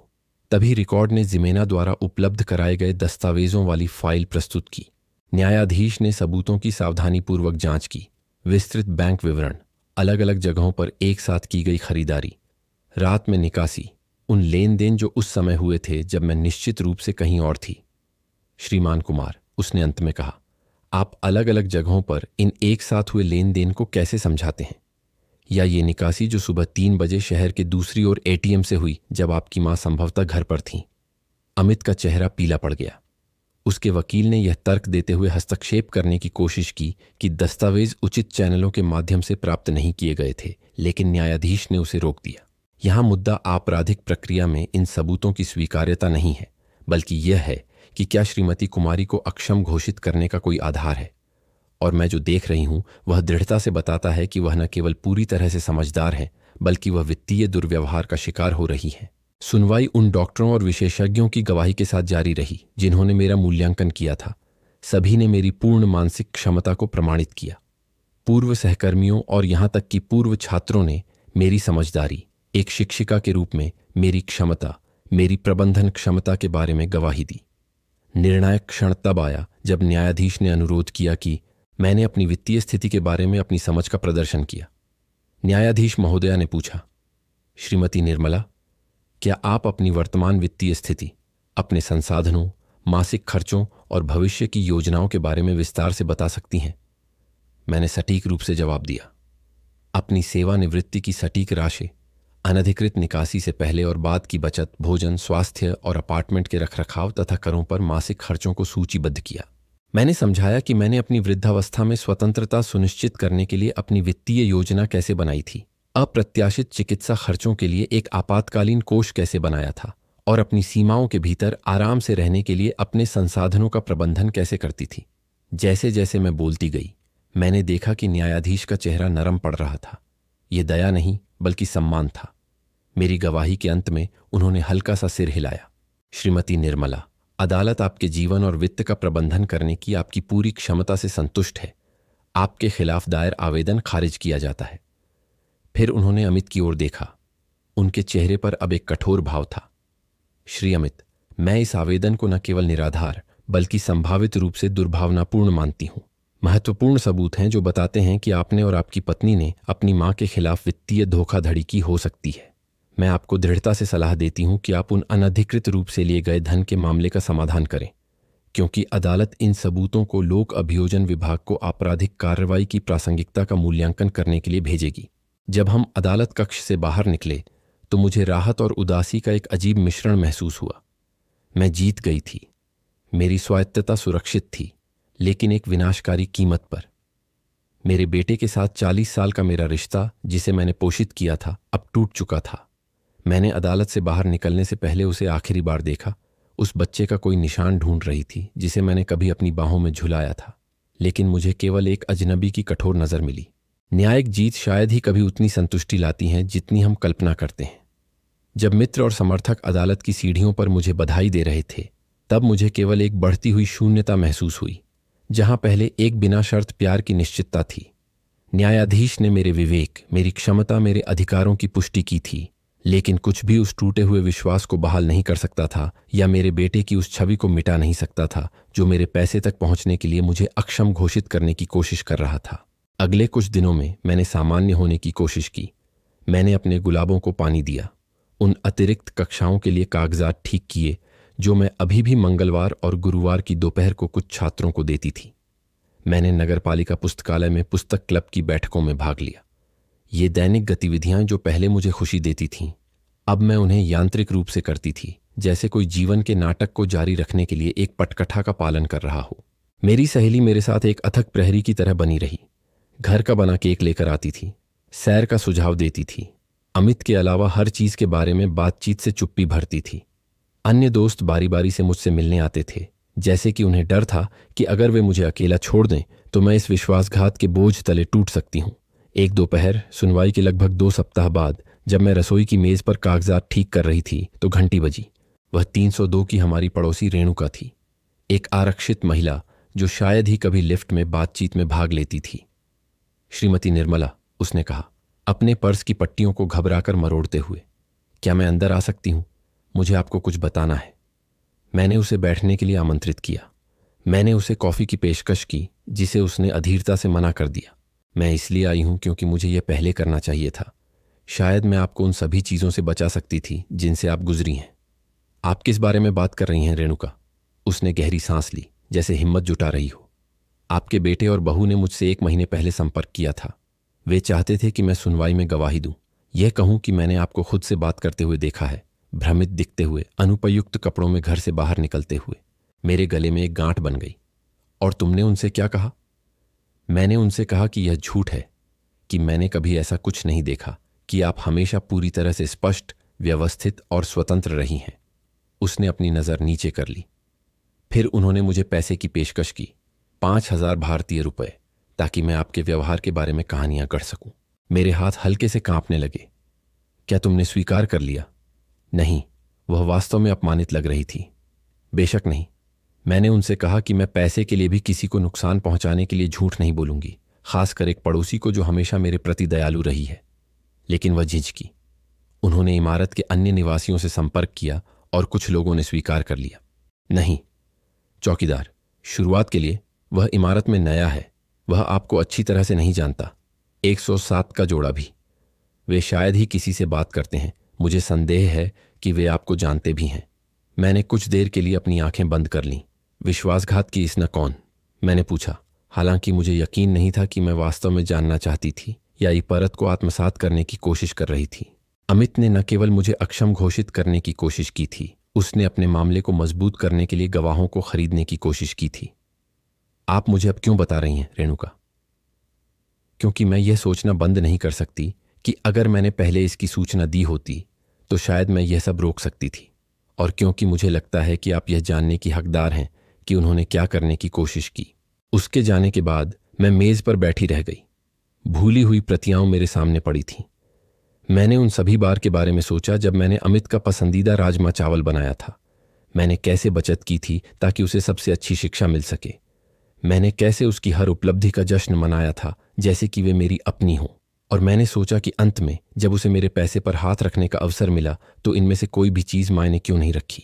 मैंने अपने वकील को फोन किया और उसे बताया कि रेणुका ने मुझे क्या बताया था। उसने नोट्स लिए, जांच करने का वादा किया। उसने अमित और सोनल के खिलाफ आरोपों को बढ़ाने की संभावना का उल्लेख किया। तकनीकी शब्द, कानूनी प्रक्रियाएं, सब कुछ दूर का लग रहा था, असहाय, असली घाव को छूना। अंत में उसने मुझसे पूछा, उसकी आवाज नरम पड़ गई, आप वास्तव में क्या चाहती हैं निर्मला जी? क्या आप इसे कानूनी अंजाम तक ले जाना चाहती हैं? क्या आप केवल अपना पैसा वापस चाहती हैं या किसी तरह के मेल मिलाप की कोशिश करना चाहती हैं? सवाल ने मुझे चौंका दिया। मैं क्या चाहती थी? उनकी सजा, मेरा पैसा वापस, या बस मेरा बेटा? वह आदमी नहीं जो वह बन गया था, बल्कि वह बच्चा जो वह कभी था। मैं चाहती हूं कि यह सब खत्म हो जाए। मैंने अंत में जवाब दिया। मैं लगातार कंधा उचकाए बिना, अगले हमले के डर के बिना आगे बढ़ना चाहती हूं। मुझे अपना पैसा वापस चाहिए, लेकिन उससे कहीं ज्यादा मुझे शांति चाहिए। राजेश ने सहमति में सिर हिलाया। हम एक समझौता प्रस्तावित करेंगे, फिर वे जो कुछ भी गलत तरीके से लिया है उसे वापस कर देंगे। एक दस्तावेज पर हस्ताक्षर करेंगे कि वे फिर कभी आपके वित्त तक पहुंचने की कोशिश नहीं करेंगे और बदले में हम आपराधिक आरोप जारी नहीं रखेंगे। क्या वे स्वीकार करेंगे? शायद विकल्प ये होगा कि वे उनके खिलाफ पर्याप्त सबूतों के साथ एक आपराधिक कार्यवाही का सामना करें। यहां तक कि एक अनुभवहीन वकील भी समझौते को स्वीकार करने की सलाह देगा। समझौता प्रस्तावित किया गया और जैसा कि राजेश ने अनुमान लगाया था, इसे तुरंत स्वीकार कर लिया गया। अमित और सोनल ने 3 साल में ब्याज के साथ 44,000 रुपये मासिक किस्तों में वापस करने का वादा किया। उन्होंने मेरे वित्त पर किसी भी दावे को त्यागने वाले कानूनी दस्तावेजों पर हस्ताक्षर किए और सीधे संपर्क के बिना दूरी बनाए रखने पर सहमत हुए जब तक कि मैं इसकी शुरुआत न करूं। कुछ ही महीनों में मेरा वित्तीय जीवन स्थिर होने लगा। किस्तें समय पर आती थीं। हालांकि मुझे संदेह था कि यह जिम्मेदारी की किसी भावना से ज्यादा कानूनी परिणामों के डर के कारण था। मेरे अपार्टमेंट में नए ताले और एक सुरक्षा प्रणाली लगाई गई थी, जो अब एक प्रौद्योगिकी कंपनी में काम करने वाले पूर्व छात्रों की सौजन्य से थी। मेरे बैंक खाते नए सुरक्षा प्रोटोकॉल द्वारा संरक्षित थे, जिन्हें जिमेना ने मुझे लागू करने में मदद की थी। बाहरी रूप से सब कुछ सुलझा हुआ, व्यवस्थित, नियंत्रित लग रहा था, लेकिन आंतरिक रूप से मैं एक गहरे और भ्रमित करने वाले शोक से जूझ रही थी। ऐसे व्यक्ति के लिए शोक जो अभी भी जीवित था, लेकिन मेरे लिए सभी महत्वपूर्ण तरीकों से मर चुका था। एकांत रातों में मैं पुरानी तस्वीरों के बक्से खंगालती थी, अपनी उंगलियों से अमित के बचपन के चेहरे की रूपरेखा बनाती थी, यह समझने की कोशिश करती थी कि मैंने उस बच्चे को किस पल खो दिया था। यह मेरी गलती थी। मैं अत्यधिक उदार थी या बहुत सख्त? क्या मैंने अनजाने में कोई संदेश दिया था कि पैसा सिद्धांतों से ज्यादा महत्वपूर्ण है? एक शाम जब मैं बालकनी में अपने गुलाबों को पानी दे रही थी, तो मैंने देखा कि उनमें से एक, सबसे पुराना, जो राजेश का उपहार था, मर रहा था। पत्तियां, जो पहले जीवंत थीं, मुरझाई हुई और पीली पड़ रही थीं। मैंने मिट्टी की जांच की, यह देखने के लिए कि क्या यह बहुत सूखी या बहुत गीली थी। मैंने कीटों के संकेतों की तलाश की। मैंने गमले की स्थिति बदल दी ताकि उसे अधिक प्रकाश मिले, लेकिन कुछ मुझे बता रहा था कि बहुत देर हो चुकी थी। पौधे ने अनुचित परिस्थितियों में बहुत ज्यादा समय बिताया था और अब वह ठीक होने के बिंदु से परे था। उस मरते हुए गुलाब को देखकर मैंने एक अजीब पहचान महसूस की। मैंने भी एक जहरीली स्थिति में बहुत ज्यादा समय बिताया था, जिससे मेरी जीवन ऊर्जा, मेरे संसाधन, मेरा विश्वास बह गए थे। अंतर यह था कि किसी तरह मुझे बहुत देर होने से पहले दूर जाने की ताकत मिल गई थी। पौधे के पास वह विकल्प नहीं था। इस कहानी को बताते हुए मुझे एहसास होता है कि मैं अमित और सोनल के बारे में ऐसे बात करती हूं जैसे वे एक साधारण कहानी के खलनायक हों, लेकिन जीवन शायद ही कभी इतना स्पष्ट होता है। भोर के शांत घंटों में ऐसे क्षण आए जब मैंने खुद से पूछा कि क्या सोनल ने अमित को उतनी ही कुशलता से हेरफेर किया था जितनी उन्होंने मुझे हेरफेर करने की कोशिश की थी। अगर मेरा बेटा, जिसने मुझे लूटने की कोशिश की थी, उस अजनबी के भीतर कहीं अभी भी वह बच्चा था जिसे मैंने ईमानदार और अच्छा बनने के लिए पाला था। लेकिन ये विचार ज्यादा दर्द के अलावा कहीं नहीं ले गए। मैंने धीरे धीरे यादों में बहुत ज्यादा खोदना नहीं सीखा, इस बात पर सवाल उठाना नहीं सीखा कि हम उस बिंदु तक कैसे पहुंचे। अतीत एक भूल भुलैया था जहां खो जाना आसान था। मुझे आगे के रास्ते पर नजर रखनी थी। यह ल्यूज थी जिसने आखिरकार मुझे उस सुस्ती की स्थिति से बाहर निकाला जिसमें मैं बस गई थी। एक शनिवार शाम वह मेरे दरवाजे पर एक दृढ़ अभिव्यक्ति के साथ दिखाई दी जिसे मैं अच्छी तरह जानती थी। निर्मला, तैयार हो जाओ, हम बाहर जा रहे हैं। कहाँ जा रहे हैं? विश्वविद्यालय। समकालीन भारतीय साहित्य पर एक सम्मेलन है जो 1 घंटे में शुरू हो रहा है। फिर हम इंश्योरेंसीज एवेन्यू पर स्थित उस इतालवी रेस्तरां में रात का खाना खाने जाएंगे जो तुम्हें बहुत पसंद है। ल्यूज, मेरा मन नहीं है। बिल्कुल, इसीलिए हम जा रहे हैं। उसने मुझे बीच में ही रोक दिया। पहले से ही मेरी अलमारी खोलकर कपड़े चुन रही थी। तुम इस अपार्टमेंट में बहुत लंबे समय से बंद हो, जो कुछ हुआ उस पर विचार कर रही हो। जीवन चलता रहता है निर्मला, और जीवित रहना उन लोगों के खिलाफ सबसे अच्छा बदला है जिन्होंने तुम्हें नीचा दिखाने की कोशिश की। अनिच्छा से मैंने उसे मुझे बाहर खींचने दिया। एक उत्साही युवा प्रोफेसर द्वारा दिया गया सम्मेलन आश्चर्यजनक रूप से लुभावना था। बाद में रात का खाना, वाइन के गिलास के साथ, और बातचीत जिसका अमित, सोनल या अदालती कार्यवाही से कोई लेना देना नहीं था। एक बंद कमरे में महीनों के बाद ताज़ी हवा में सांस लेने जैसा था। घर लौटते ही मैंने कुछ ऐसा देखा जो मैंने अपनी अनुपस्थिति में नहीं देखा था। मेरे अपार्टमेंट में नमी की गंध आ रही थी, उन पर्दों की जो अक्सर नहीं खुलते थे। एक रुका हुआ जीवन। मैंने उसी पल वहीं तय किया कि मैं अमित के धोखे को अपने बाकी जीवन को परिभाषित नहीं करने दूंगी। अगली सुबह मैंने सभी खिड़कियां खोल दी, जिससे अक्टूबर की रोशनी बिना किसी प्रतिबंध के अंदर आ गई। मैंने कुछ कपड़े जो अब मुझे नहीं आते थे दान करने के लिए अलग रखे।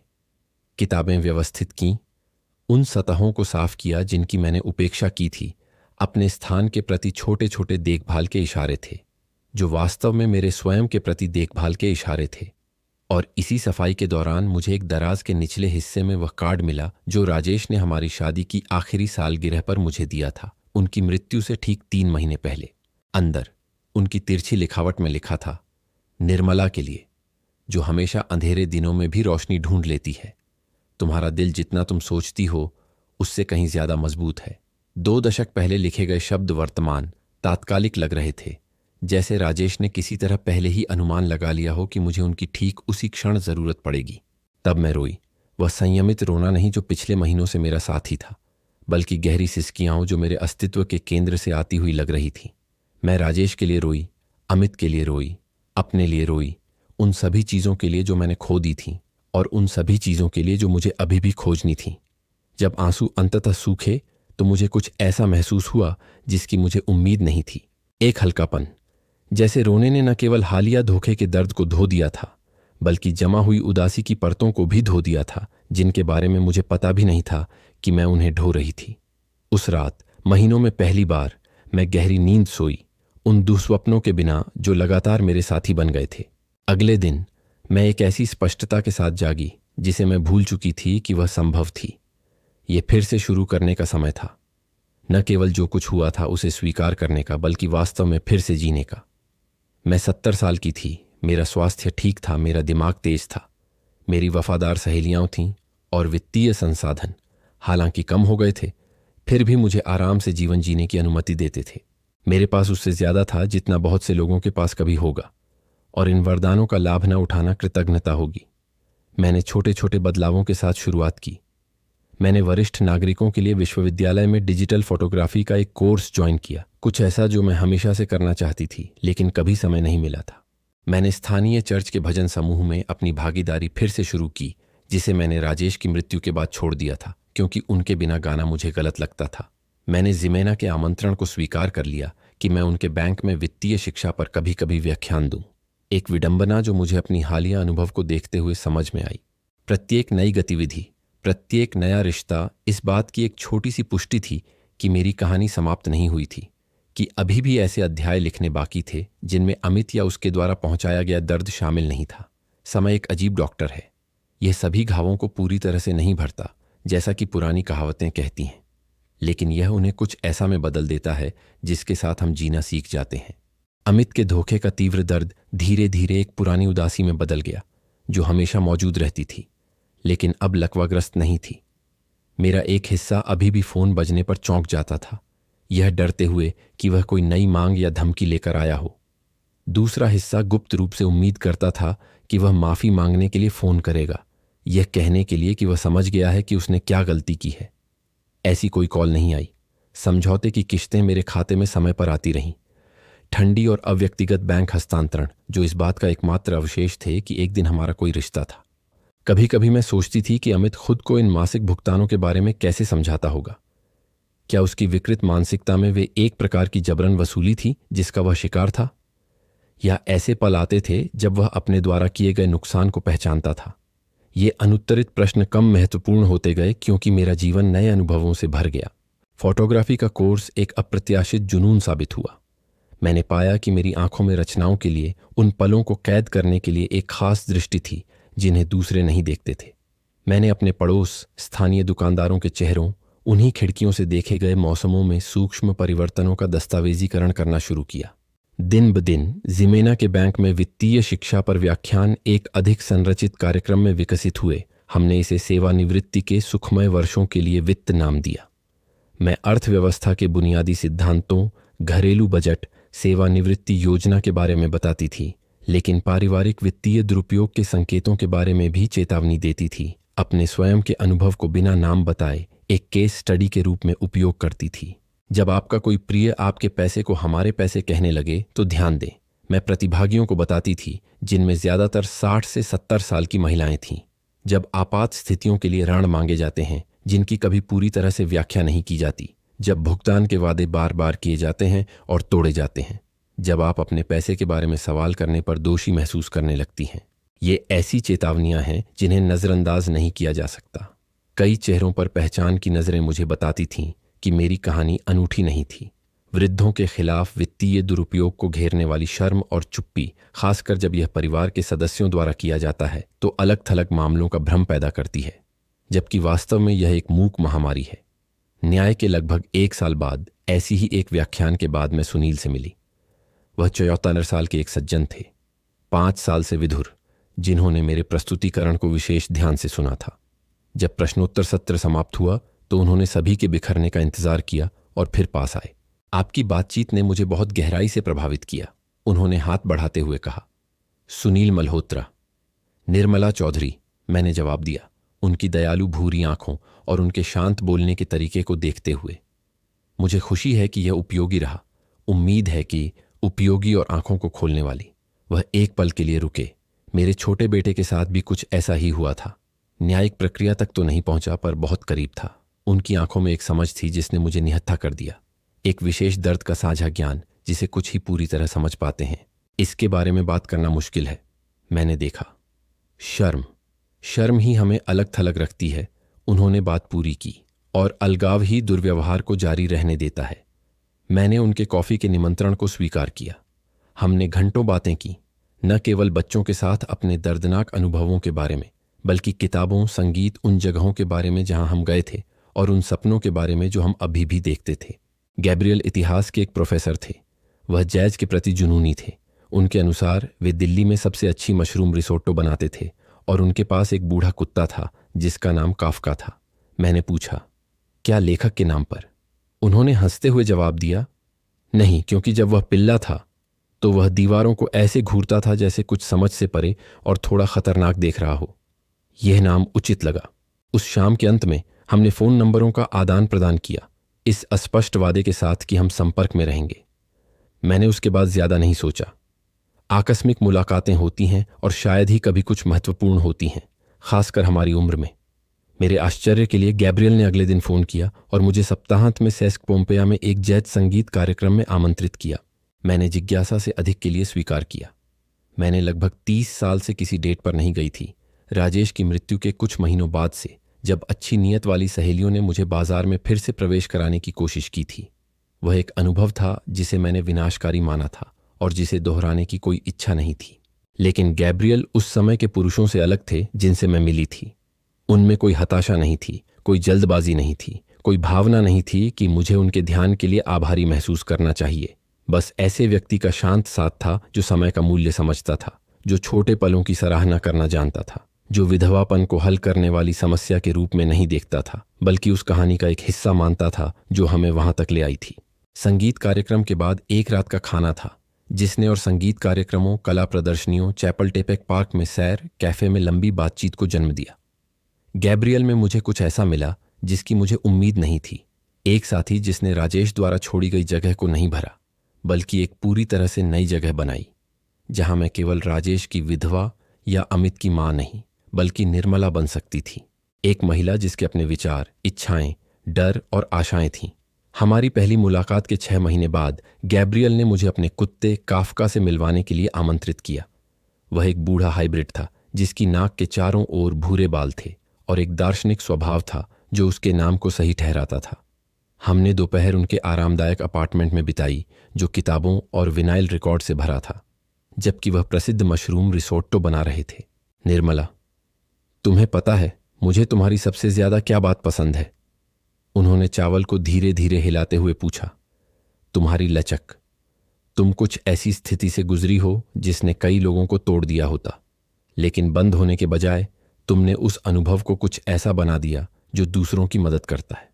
हमेशा ऐसा नहीं था, मैंने अपने हाथ में पकड़ी हुई शराब के गिलास को देखते हुए स्वीकार किया। पहले कुछ महीनों में मैं मुश्किल से बिस्तर से उठ पाती थी। ऐसे दिन थे जब मैं सोचती थी कि क्या आगे बढ़ना भी लायक है। नाटकीय रूप से नहीं, मुझे समझना, बस ये भावना कि क्यों, किसके लिए, किस लिए। गैब्रियल ने सहानुभूतिपूर्वक सिर हिलाया।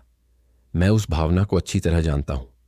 जब टेरेसा की मृत्यु हुई तो मैं 6 महीने तक लगभग ऑटो पायलट पर रहा। काफका ने वास्तव में मुझे बचाया।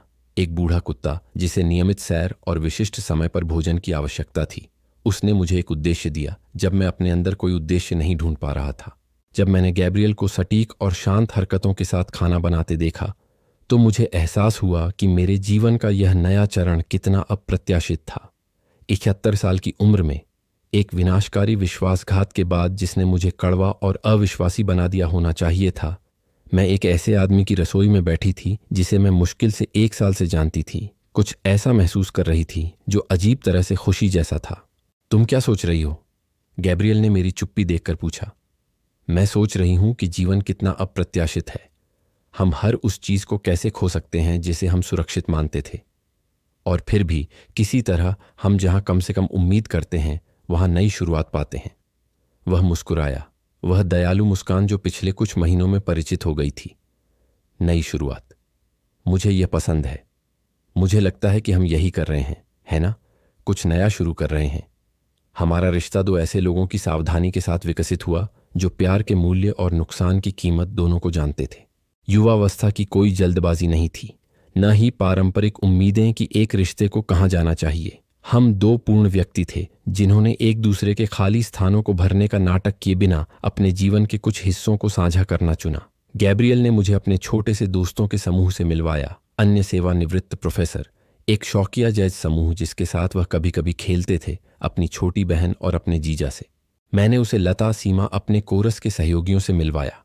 हमारा जीवन छोटे छोटे रोजमर्रा के हाव भाव में आपस में जुड़ने लगा।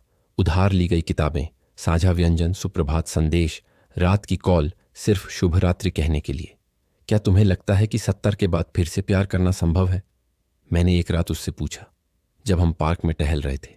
एक खुले में संगीत समारोह। बेशक, पहले की तरह नहीं, लेकिन किसी न किसी रूप में। गैब्रियल मुझे इतनी तीव्रता से देखते हुए रुका कि मैं एक किशोरी की तरह शर्मा गई। मुझे नहीं लगता कि किसी भी उम्र में 2 बार उसी तरह से प्यार करना संभव है, उसने जवाब दिया। हर प्यार अनोखा होता है क्योंकि इसमें शामिल लोग अनोखे होते हैं, और जिस क्षण यह होता है वह भी अनोखा होता है। लेकिन मुझे लगता है कि हम किसी भी उम्र में गहराई से प्यार कर सकते हैं, शायद 70 के बाद और भी गहराई से, क्योंकि हम समय की अनमोलता की ऐसी समझ रखते हैं जो युवा कभी नहीं रख सकते। उसने मेरा हाथ पकड़ा, एक हावभाव जो हमारे बीच आम हो गया था, लेकिन उस पल उसमें एक नया अर्थ समाहित लग रहा था। मुझे तुमसे प्यार है निर्मला। मुझे यह कहने से डर नहीं लगता, और मुझे इस बात की कोई उम्मीद नहीं है कि इसका क्या मतलब है या यह हमें कहाँ ले जाना चाहिए। मैं बस चाहता हूं कि तुम यह जानो। शब्द रात की हवा में तैरते रहे, बिल्कुल स्पष्ट और अकाट्य। मेरा एक हिस्सा पीछे हटना चाहता था, खुद को बचाना चाहता था, वही हिस्सा जो अमित के धोखे से अब भी खून बह रहा था। लेकिन दूसरा हिस्सा, एक हिस्सा जो मुझे लगा था कि बहुत पहले मर चुका था, एक निश्चितता के साथ जवाब दिया जिसने मुझे चौंका दिया। मुझे भी तुमसे प्यार है गैब्रियल, मैंने जवाब दिया। शब्द मेरी उम्मीद से कहीं ज्यादा आसानी से निकल रहे थे, और यह मुझे थोड़ा डराता है। तुम्हें क्या डराता है? फिर से भरोसा करना, यह मानना कि अमित के बाद कुछ अच्छा चल सकता है। मैं तुम्हारा बेटा नहीं हूं, उसने धीरे से कहा, और तुम मेरी बेटी नहीं हो। हम वयस्क हैं जिन्होंने गलतियों और सफलताओं, नुकसान और फायदे के साथ पूरा जीवन जिया है। हम अपने निशान और अपनी बुद्धिमत्ता दोनों को लेकर इस बिंदु पर पहुंचे हैं। हमें अतीत की गलतियों को दोहराने की जरूरत नहीं है। वह सही था।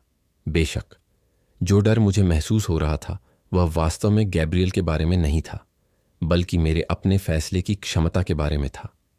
मैंने अमित पर पूरी तरह भरोसा किया था। मैंने सोचा था कि मैं उसे दुनिया में किसी और से बेहतर जानती हूं, और फिर भी उसने मुझे सबसे दर्दनाक तरीके से धोखा दिया था। मैं खुद पर कैसे भरोसा कर सकती थी कि किसी और के चरित्र का सही आकलन करूं? लेकिन मैंने महसूस किया, पार्क की स्ट्रीट लाइट की नरम रोशनी में गैब्रियल को देखते हुए, कि फिर से भरोसा करने का जोखिम कभी भी खुद को महसूस न करने देने की गारंटीकृत लागत से कम था। अविश्वास के किले में बंद होकर जीना वास्तव में जीना नहीं था। मुझे नहीं पता कि भविष्य हमारे लिए क्या लेकर आएगा, मैंने अंत में कहा, लेकिन मैं इसे एक समय में एक दिन जानने के लिए तैयार हूं। गैब्रियल मुस्कुराया, और उस पल वह अपने 74 साल से भी छोटा लग रहा था।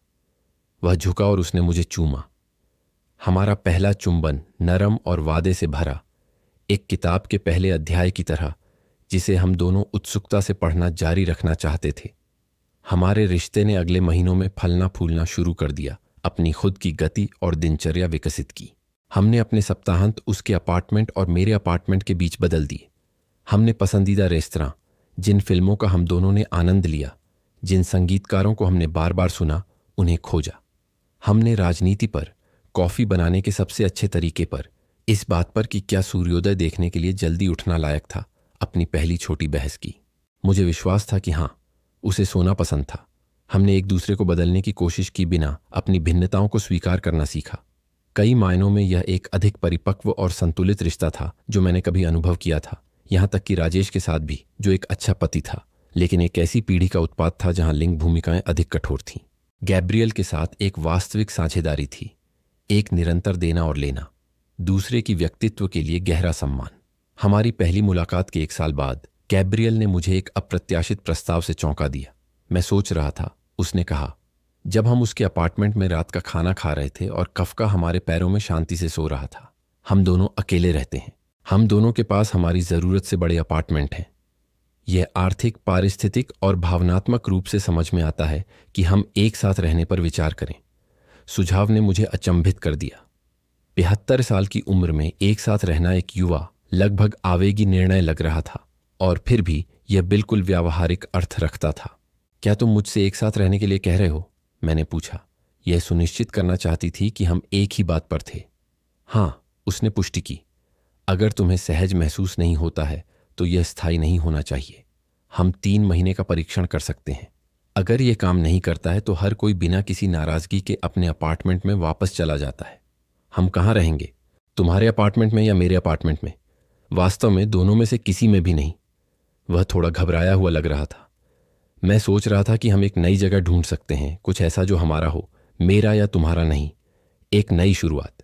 यह विचार एक साथ डरावना और मुक्तिदायक था।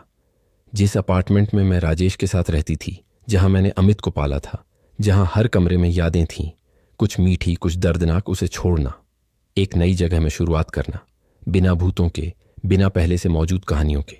मुझे लगता है कि मुझे यह पसंद आएगा, मैंने अंत में जवाब दिया। एक नई जगह में एक नई शुरुआत, लेकिन मेरी एक शर्त है। कौन सी? मेरे गुलाब मेरे साथ आएंगे, वे सभी। गैब्रियल राहत से हंसा। तुम्हारे गुलाब, मेरे विनाइल रिकॉर्ड और कफका आवश्यक चीजें। अगले हफ्तों में हमने कई अपार्टमेंट देखे, सही जगह की तलाश में। हम भूतल पर या एक विश्वसनीय लिफ्ट के साथ कुछ चाहते थे, अपनी उम्र को देखते हुए। हमें मेरे पौधों के लिए, गैब्रियल की किताबों के लिए, एक छोटे पियानो के लिए जगह चाहिए थी जो उसे अपनी माँ से विरासत में मिला था। हम एक शांत पड़ोस चाहते थे, लेकिन अलग थलग नहीं, जिसमें आवश्यक सेवाएं पास हों। अंत में हमें वह मिल गया।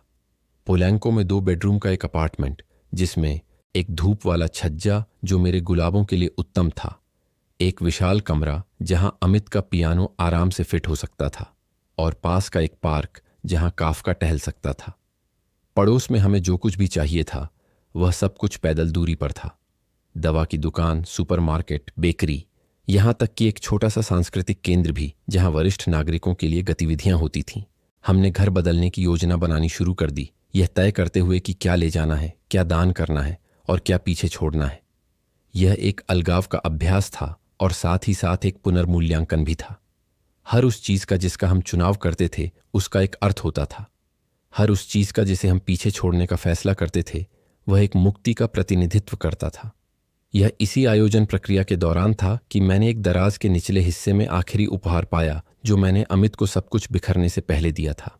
एक घड़ी जो राजेश की थी, जिसे मैंने अपने बेटे के 40वें जन्मदिन के लिए बहाल करवाया था। मैंने घड़ी को अपने हाथों में पकड़ा, उसका वजन महसूस किया, उसकी लगातार टिक टिक की आवाज सुनी जो समय के बीतने को दर्शाती थी। वह समय जो वापस नहीं आता, जो हमारी हार और जीत की परवाह किए बिना आगे बढ़ता रहता था। तुम उसका क्या करने वाली हो? अमित ने धीरे से पूछा, मेरे हाथों में वस्तु और मेरे चेहरे के भाव को देखकर। एक पल के लिए मैंने उसे रखने पर विचार किया। खो चुके बेटे के साथ एक अंतिम भौतिक संबंध। लेकिन फिर मुझे एहसास हुआ कि मुझे अमित को याद रखने के लिए घड़ी की जरूरत नहीं थी, न ही उन अच्छे पलों को याद रखने के लिए जो हमने सब कुछ गलत होने से पहले साझा किए थे। वे यादें मेरे भीतर थीं, वस्तुओं में नहीं। मैं इसे दान करने जा रही हूं, मैंने फैसला किया। कोई इसे मुझसे ज्यादा उपयोग और सराहना कर पाएगा। अमित ने उस छोटे से हाव भाव के अर्थ को समझते हुए सिर हिलाया। यह केवल एक घड़ी नहीं थी जिसे वह पीछे छोड़ रही थी, बल्कि उस दुख का एक हिस्सा था जिसे वह बहुत लंबे समय से ढो रही थी। अप्रैल के मंगलवार को घर बदलने का काम हुआ, अदालत की सुनवाई के लगभग 2 साल बाद, जिसने औपचारिक रूप से अमित के साथ मेरे रिश्ते को समाप्त कर दिया था। दोस्त मदद करने आए। रोशनी ने सामान उतारने वालों की एक जनरल की दक्षता से निगरानी की। सोनल ने महत्वपूर्ण दस्तावेजों को व्यवस्थित किया। पूर्व छात्रों ने किताबों के बक्से उठाए और मेरे गुलाबों को सावधानी से ले गए। जब आखिरी गाड़ी खाली हो गई और आखिरी सहायक विदा हो गए तो अमित और मैं अपने नए घर में अकेले रह गए, जो बक्से और अस्थायी स्थिति में फर्नीचर से भरा था, लेकिन जो पहले से ही संभावनाओं से धड़क रहा था। हमारे नए सिरे से शुरुआत में तुम्हारा स्वागत है, अमित ने मुझे कंधों से गले लगाते हुए कहा, जब हम अस्त व्यस्त कमरे को देख रहे थे। हमारी नई शुरुआत, मैंने शब्दों का स्वाद लेते हुए दोहराया। कौन कहता है कि 72 साल की उम्र में कोई नई जिंदगी शुरू कर सकता है? कौन कहता है कि नई शुरुआत की कोई उम्र होती है? उसने मेरे माथे को चूमते हुए जवाब दिया, जब तक कल है तब तक नई शुरुआत की संभावना है। उस रात हम अपने नए बेडरूम में एक अस्थायी बिस्तर पर सोए। घर बदलने से थके हुए थे, लेकिन अजीब तरह से ऊर्जावान थे। खिड़की से हम एक तारों भरा आसमान देख सकते थे जो बेहतर चीजों का वादा करता था। मैं यह सोचकर सो गई कि जीवन अप्रत्याशित चक्रों में कैसे चलता है, कैसे हम सब कुछ खो सकते हैं और फिर भी नए खजाने पा सकते हैं, कैसे हमें गहरा दुख हो सकता है और फिर से प्यार करने की क्षमता का पता चल सकता है, कैसे हमें उन लोगों द्वारा धोखा दिया जा सकता है जिन पर हम सबसे ज्यादा भरोसा करते हैं और फिर से भरोसा करना सीख सकते हैं। अमित का धोखा मेरे जीवन का सबसे गहरा घाव था, लेकिन विरोधाभासी रूप से यह वह उत्प्रेरक भी था जिसने मुझे इस नई अस्तित्व की ओर धकेला। एक अस्तित्व जो 72 साल की उम्र में मुझे जितना मैंने कभी सोचा भी नहीं था उससे ज्यादा संभावनाओं से भरा लग रहा था। मौसम बदलते गए और उनके साथ हमारा सहजीवन अपने खुद के ताल में विकसित हुआ। लखनऊ में अपार्टमेंट, शुरू में केवल क्षमता वाला एक स्थान, वास्तव में हमारा घर बन गया। छज्जा एक छोटा शहरी बगीचा बन गया जिसमें मेरे गुलाब अमित द्वारा अपने पाक प्रयोगों के लिए उगाए गए सुगंधित जड़ी बूटियों के साथ खिल रहे थे। बहाल किए गए पियानो के साथ बैठक का कमरा, जो एक प्रमुख स्थान पर था, हमारा अभयारण्य बन गया। वह धीरे धीरे जैज के टुकड़े बजाता था जबकि मैं पढ़ती या हाल की तस्वीरों को व्यवस्थित करती थी। हमने नई परंपराएं स्थापित की। रविवार को शास्त्रीय संगीत के साथ लंबा नाश्ता, शुक्रवार को पुरानी फिल्मों के साथ घर पर फिल्म नाइट्स जो हम दोनों को पसंद थीं, करीबी दोस्तों के साथ एक मासिक रात्रि भोज जहां हर कोई एक व्यंजन लाता था और हम देर रात तक कहानियां साझा करते थे। हमारे जोड़े की दिनचर्या स्वाभाविक रूप से विकसित हुई, बिना उन घर्षणों के जो अक्सर युवा जोड़ों के साथ होते हैं। शायद यह उम्र थी, शायद पिछले रिश्तों का अनुभव, लेकिन हमारे बीच एक प्रवाह था जिसने मुझे आश्चर्यचकित किया, जैसे हम दशकों से जानते हों, न कि केवल कुछ सालों से। मुझे लगता है कि रहस्य यह है कि हम एक दूसरे को बदलने की कोशिश नहीं कर रहे हैं। अमित ने एक रात जब हम एक दूसरे के बगल में बर्तन धो रहे थे तब देखा। जब हम युवा होते हैं तो हमें लगता है कि किसी से प्यार करने का मतलब है उसे अपनी आदर्श छवि में ढालना। हमारी उम्र में हम समझते हैं कि प्यार करना दूसरे को ठीक वैसे ही स्वीकार करना है जैसा वह है। मैंने उसे सूखने के लिए एक गीली प्लेट पास करते हुए मुस्कुराया। यह भी मदद करता है कि अब हमें कुछ भी साबित नहीं करना है। हम करियर नहीं बना रहे हैं, बच्चों की परवरिश नहीं कर रहे हैं या किसी को प्रभावित करने की कोशिश नहीं कर रहे हैं, सिवाय एक दूसरे को कभी कभी। उसने मुझे आंख मारी जिससे मैं हंस पड़ी। हमारा यौन जीवन, एक और पहलू जिसे कई लोग मानते हैं कि उम्र के साथ गायब हो जाता है, ने अपनी खुद की अभिव्यक्ति पाई। जवानी की तुलना में शायद कम जरूरी, लेकिन ज्यादा मौजूद, ज्यादा जुड़ा हुआ।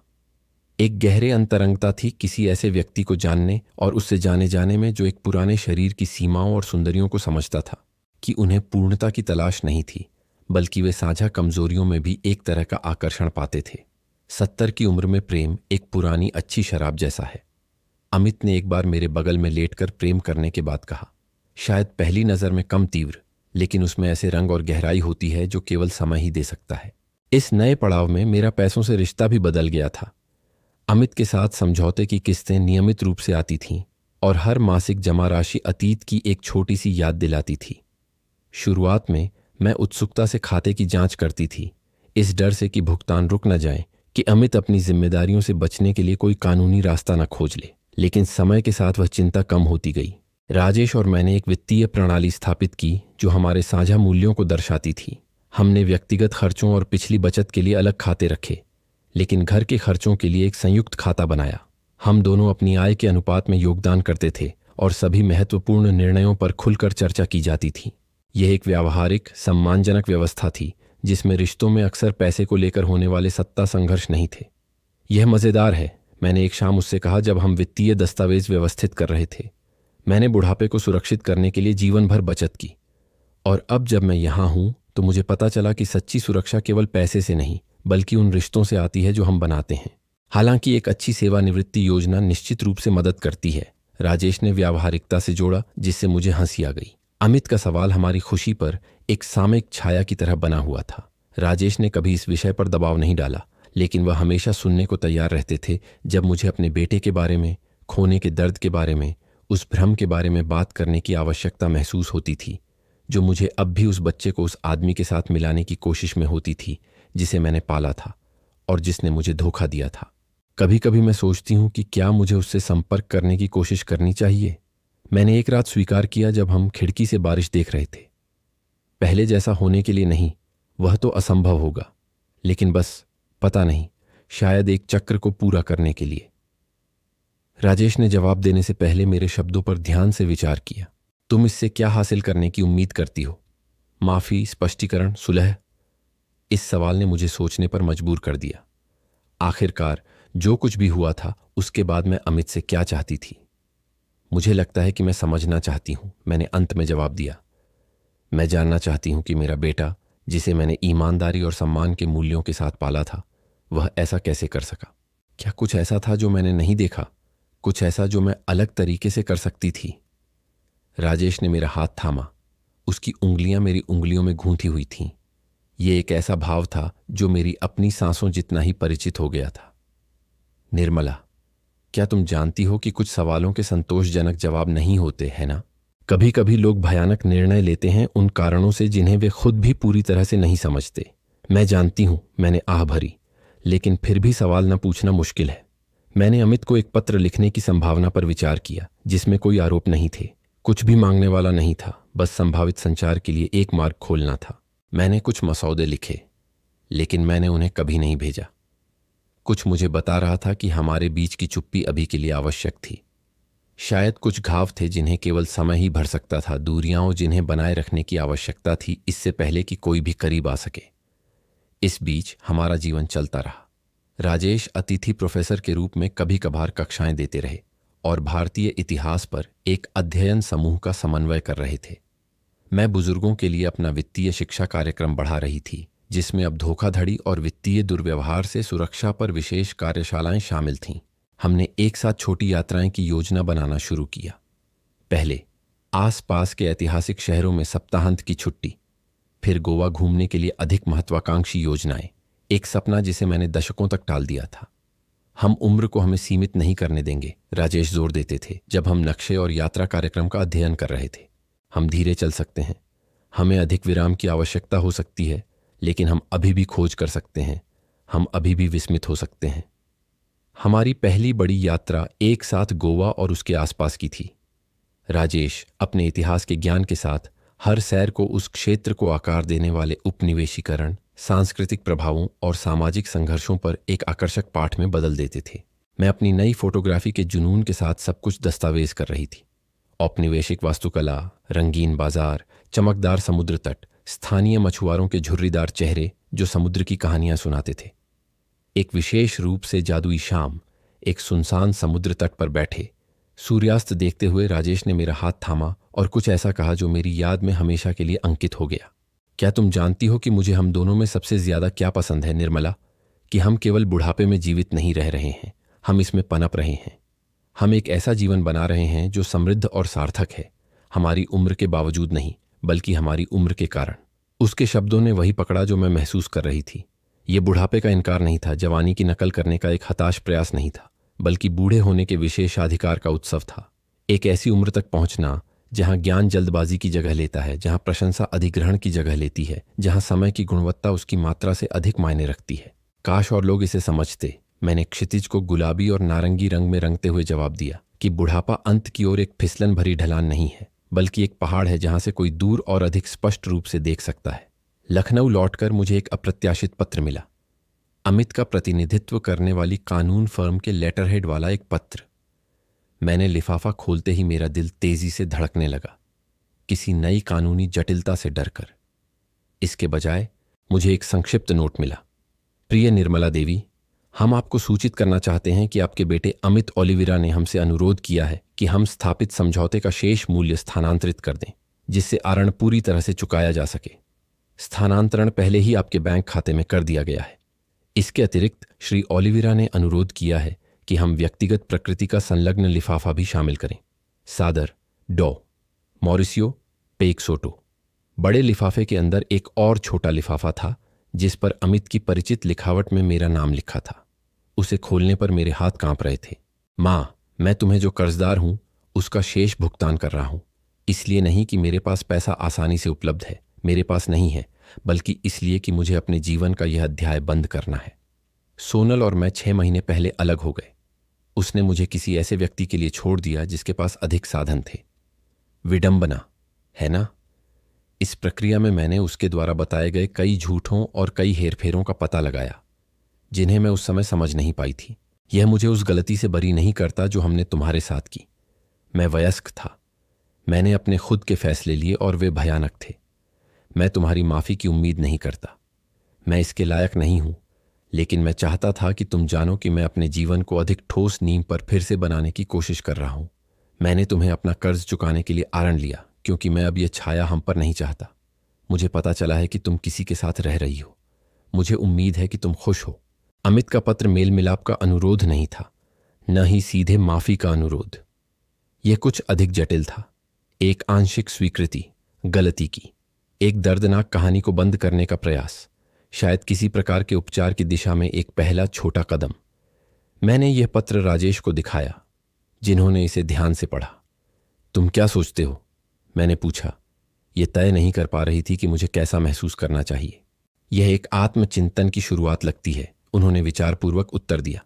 एक पूर्ण आत्मचिंतन नहीं, अभी नहीं, लेकिन एक शुरुआत। कम से कम वह कुछ जिम्मेदारी ले रहा है, हालांकि वह अभी भी दूसरे हिस्से को सोनल पर डाल रहा है। क्या मुझे जवाब देना चाहिए? यह केवल तुम ही तय कर सकती हो निर्मला। यहां कोई सही उत्तर नहीं है। मैंने कई दिन इस बात पर विचार करते हुए बिताए कि मुझे जवाब देना चाहिए या नहीं। मैं क्या कहूंगी? ईमानदारी और करुणा के बीच संतुलन कैसे बिठाऊंगी? अंततः मैं रसोई की मेज पर बैठी और एक साधारण उत्तर लिखा। अमित, मुझे तुम्हारा पत्र और अंतिम भुगतान मिल गया है। हमारे बीच इस वित्तीय मामले को बंद करने के लिए मैं तुम्हें धन्यवाद देती हूं। मुझे तुम्हारे तलाक का खेद है। परिस्थितियों के बावजूद मैं जानती हूं कि अलगाव दर्दनाक होते हैं। हाँ, मैं राजेश के साथ रह रही हूं, एक सेवानिवृत्त विश्वविद्यालय प्रोफेसर। मुझे जीवन के इस पड़ाव पर एक ऐसी खुशी मिली जिसकी मुझे उम्मीद नहीं थी। तुम अपने जीवन को अधिक ठोस नींव पर फिर से बनाने के लिए सही हो। हम सभी गलतियां करते हैं, कुछ दूसरों की तुलना में अधिक गंभीर होती है। महत्वपूर्ण बात उनसे सीखना है। यदि एक दिन तुम महसूस करो कि तुम बिना किसी नाराजगी के एक ईमानदार बातचीत के लिए तैयार हो, तो मेरा दरवाजा बिना किसी जल्दी या दबाव के खुला रहेगा। निर्मला। मैंने जानबूझकर निर्मला पर हस्ताक्षर किए। मां नहीं। इसलिए नहीं कि मैं उसकी मां नहीं रही थी, बल्कि इसलिए कि हमारे रिश्ते के किसी भी पुनर्निर्माण को एक नई, अधिक संतुलित जगह से शुरू करने की आवश्यकता होगी, जहां मैं केवल एक शोषण का साधन नहीं, बल्कि एक सीमा और गरिमा के साथ एक पूर्ण व्यक्ति थी। मैंने बड़ी उम्मीदों के बिना पत्र भेजा। यह एक अनिश्चित मिट्टी में बोया गया एक बीज था जो भविष्य में कभी भी अंकुरित हो सकता था या हमेशा के लिए निष्क्रिय रह सकता था। किसी भी तरह से डाक में डालने के बाद मुझे एक हल्की सी महसूस हुई, जैसे कि मैंने कुछ ऐसा छोड़ दिया था जो अभी भी मेरे अंदर था। आशा या दर्द का कोई अंतिम अदृश्य धागा जिसे पूरी तरह से आगे बढ़ने के लिए काटने की जरूरत थी। ये बंद नहीं है, मैंने राजेश को उस रात समझाया जब हम बालकनी में एक गिलास शराब साझा कर रहे थे। यह एक खुला दरवाजा छोड़ने जैसा है। वह इसे पार करना चुन सकता है या नहीं, लेकिन अब निर्णय उसका है। राजेश ने हमेशा की तरह समझदारी से सिर हिलाया। और तुम इससे शांति में हो? उसके किसी भी निर्णय से? मैंने प्रश्न पर विचार किया। महसूस किया कि शराब मेरे गले को गर्म कर रही थी और रात की हवा मेरे चेहरे को तरोताजा कर रही थी। मैं अपने आप से शांति में हूं। मैंने अंततः उत्तर दिया, मेरी पसंद के साथ, मेरे रास्ते के साथ, और अंत में यही मायने रखता है। उन्होंने मुस्कुराते हुए उन शब्दों की सच्चाई के लिए एक मूक टोस्ट में अपने गिलास को मेरे साथ छुआ। अगले महीनों में मैंने अमित के साथ कभी कभार संपर्क बनाए रखा। ईमेल, कुछ कॉल, एक दूसरी मुलाकात जब वह फिर से दिल्ली आया। यह वह करीबी रिश्ता नहीं था जो हमारे पास पहले था, लेकिन अब यह वह दर्दनाक खाई भी नहीं थी जो हमारे बीच खुल गई थी। यह कुछ नया था, कुछ निर्माणाधीन था, अधिक स्वस्थ नींव और अधिक यथार्थवादी अपेक्षाओं के साथ। राजेश हमेशा चौकस और उदार इस क्रमिक पुनर्संबंध की प्रक्रिया का समर्थन किया, बिना कभी ईर्ष्या या नाराजगी दिखाए। जब मैंने ये बात उससे कही, उसकी भावनात्मक सुरक्षा से चकित होकर उसने अपनी विशिष्ट शांत बुद्धिमत्ता के साथ उत्तर दिया, निर्मला, 77 साल की उम्र में मैं समझता हूं कि मानव हृदय एक सीमित स्थान नहीं है जहां एक प्यार दूसरे के साथ प्रतिस्पर्धा करता है। यह एक अनंत रूप से विस्तार योग्य क्षेत्र है। अमित के साथ तुम्हारा बंधन, चाहे वह अंततः कोई भी रूप क्यों न ले, हमारे पास जो कुछ भी है उसे बिल्कुल भी कम नहीं करता। वास्तव में यदि यह तुम्हारे दिल में अधिक शांति लाता है तो यह केवल हमारे जीवन को एक साथ समृद्ध करेगा। और वह सही था। जैसे जैसे पुराना घाव वास्तव में ठीक होने लगा, मैंने अपनी उपस्थिति की क्षमता में एक विस्तार महसूस किया, अपने द्वारा एक साथ बनाए गए जीवन को पूरी तरह से सराहना करने की। हमारी सहवास की चौथी वर्षगांठ पर राजेश ने मुझे एक अप्रत्याशित उपहार से चौंका दिया। एक छोटा पिल्ला, एक आश्रय से बचाया गया विभिन्न नस्लों का मिश्रण। यह कैफका का विकल्प नहीं है, उसने समझाया जब पिल्ला हमारे अपार्टमेंट की खोज कर रहा था, अजीब उत्साह से। लेकिन मैंने सोचा कि हमारे घर को नई ऊर्जा से लाभ हो सकता है। इसके अलावा एक और जीवित प्राणी की देखभाल हमें भविष्य के प्रति प्रतिबद्ध रखती है। हमने कुत्ते का नाम चीकू रखा, संदेशवाहक देवदूत से प्रेरित होकर। एक ऐसा नाम जो एक ऐसे प्राणी के लिए उपयुक्त लगा जो हमारे जीवन में नई खुशी लेकर आया था। चीकू अपनी असीमित ऊर्जा और अथक जिज्ञासा के साथ हमें एक सक्रिय दिनचर्या बनाए रखने के लिए मजबूर करता था। पड़ोस में रोजाना टहलने के लिए, स्थानीय पार्कों में अन्य पालतू जानवरों के मालिकों के साथ बातचीत करने के लिए। वह हमें युवा रख रहा है, अमित अक्सर कहता था, जबकि चीकू उसे सुबह की सैर के दौरान उत्साह से फुटपाथ पर खींचता था। जैसे जैसे हम 80 के करीब पहुंचे, अमित और मैंने गुलाब परियोजना के भविष्य पर चर्चा करना शुरू कर दिया। यह स्पष्ट था कि हमारी ऊर्जा और इसे रोजाना प्रबंधित करने की क्षमता सीमित थी, लेकिन हम ये सुनिश्चित करना चाहते थे कि काम जारी रहे। अमित ने सुझाव दिया, हमें परियोजना को संस्थागत बनाना होगा। इसे कुछ ऐसा बनाना होगा जो केवल हम पर निर्भर न हो। राजेश की मदद से, जो अभी भी कानूनी मामलों में हमारी सहायता कर रहा था, हमने गुलाब परियोजना को एक आधिकारिक तौर पर पंजीकृत गैर लाभकारी संगठन में बदल दिया। हमने युवा पेशेवरों का एक निदेशक मंडल स्थापित किया जो इस उद्देश्य के प्रति प्रतिबद्ध थे, जिसमें मेरी पूर्व छात्रा जिम्ना भी शामिल थी, जो अब अपने बैंक में एक वरिष्ठ प्रबंधन पद पर थी। एक भावुक समारोह में मैंने आधिकारिक तौर पर परियोजना की अध्यक्षता जिम्ना को सौंप दी और अपने और अमित के लिए बोर्ड में सलाहकार पद बनाए रखे। मैंने समारोह के दौरान अपने छोटे से भाषण में घोषणा की, यह अंत नहीं है बल्कि एक विकास है। वृद्धों को वित्तीय दुर्व्यवहार से बचाने का काम किसी भी व्यक्ति से बड़ा है। हम बस इस दृष्टि को आगे बढ़ाने में सक्षम हाथों को मशाल सौंप रहे हैं। यह संक्रमण खट्टा मीठा था, हमारी शारीरिक सीमाओं की अपरिहार्य स्वीकृति, लेकिन उस विरासत का उत्सव भी जिसे हम छोड़ रहे थे, कुछ ऐसा जो हमारे यहाँ न होने के बाद भी दूसरों को लाभ पहुंचाता रहेगा। एक शांत शाम समारोह के कुछ हफ्तों बाद अमित और मैं अपनी बालकनी में चीकू को अपने पैरों पर सोए हुए बैठे थे, लखनऊ के आसमान को नारंगी और गुलाबी रंग में रंगते हुए सूर्यास्त को देख रहे थे।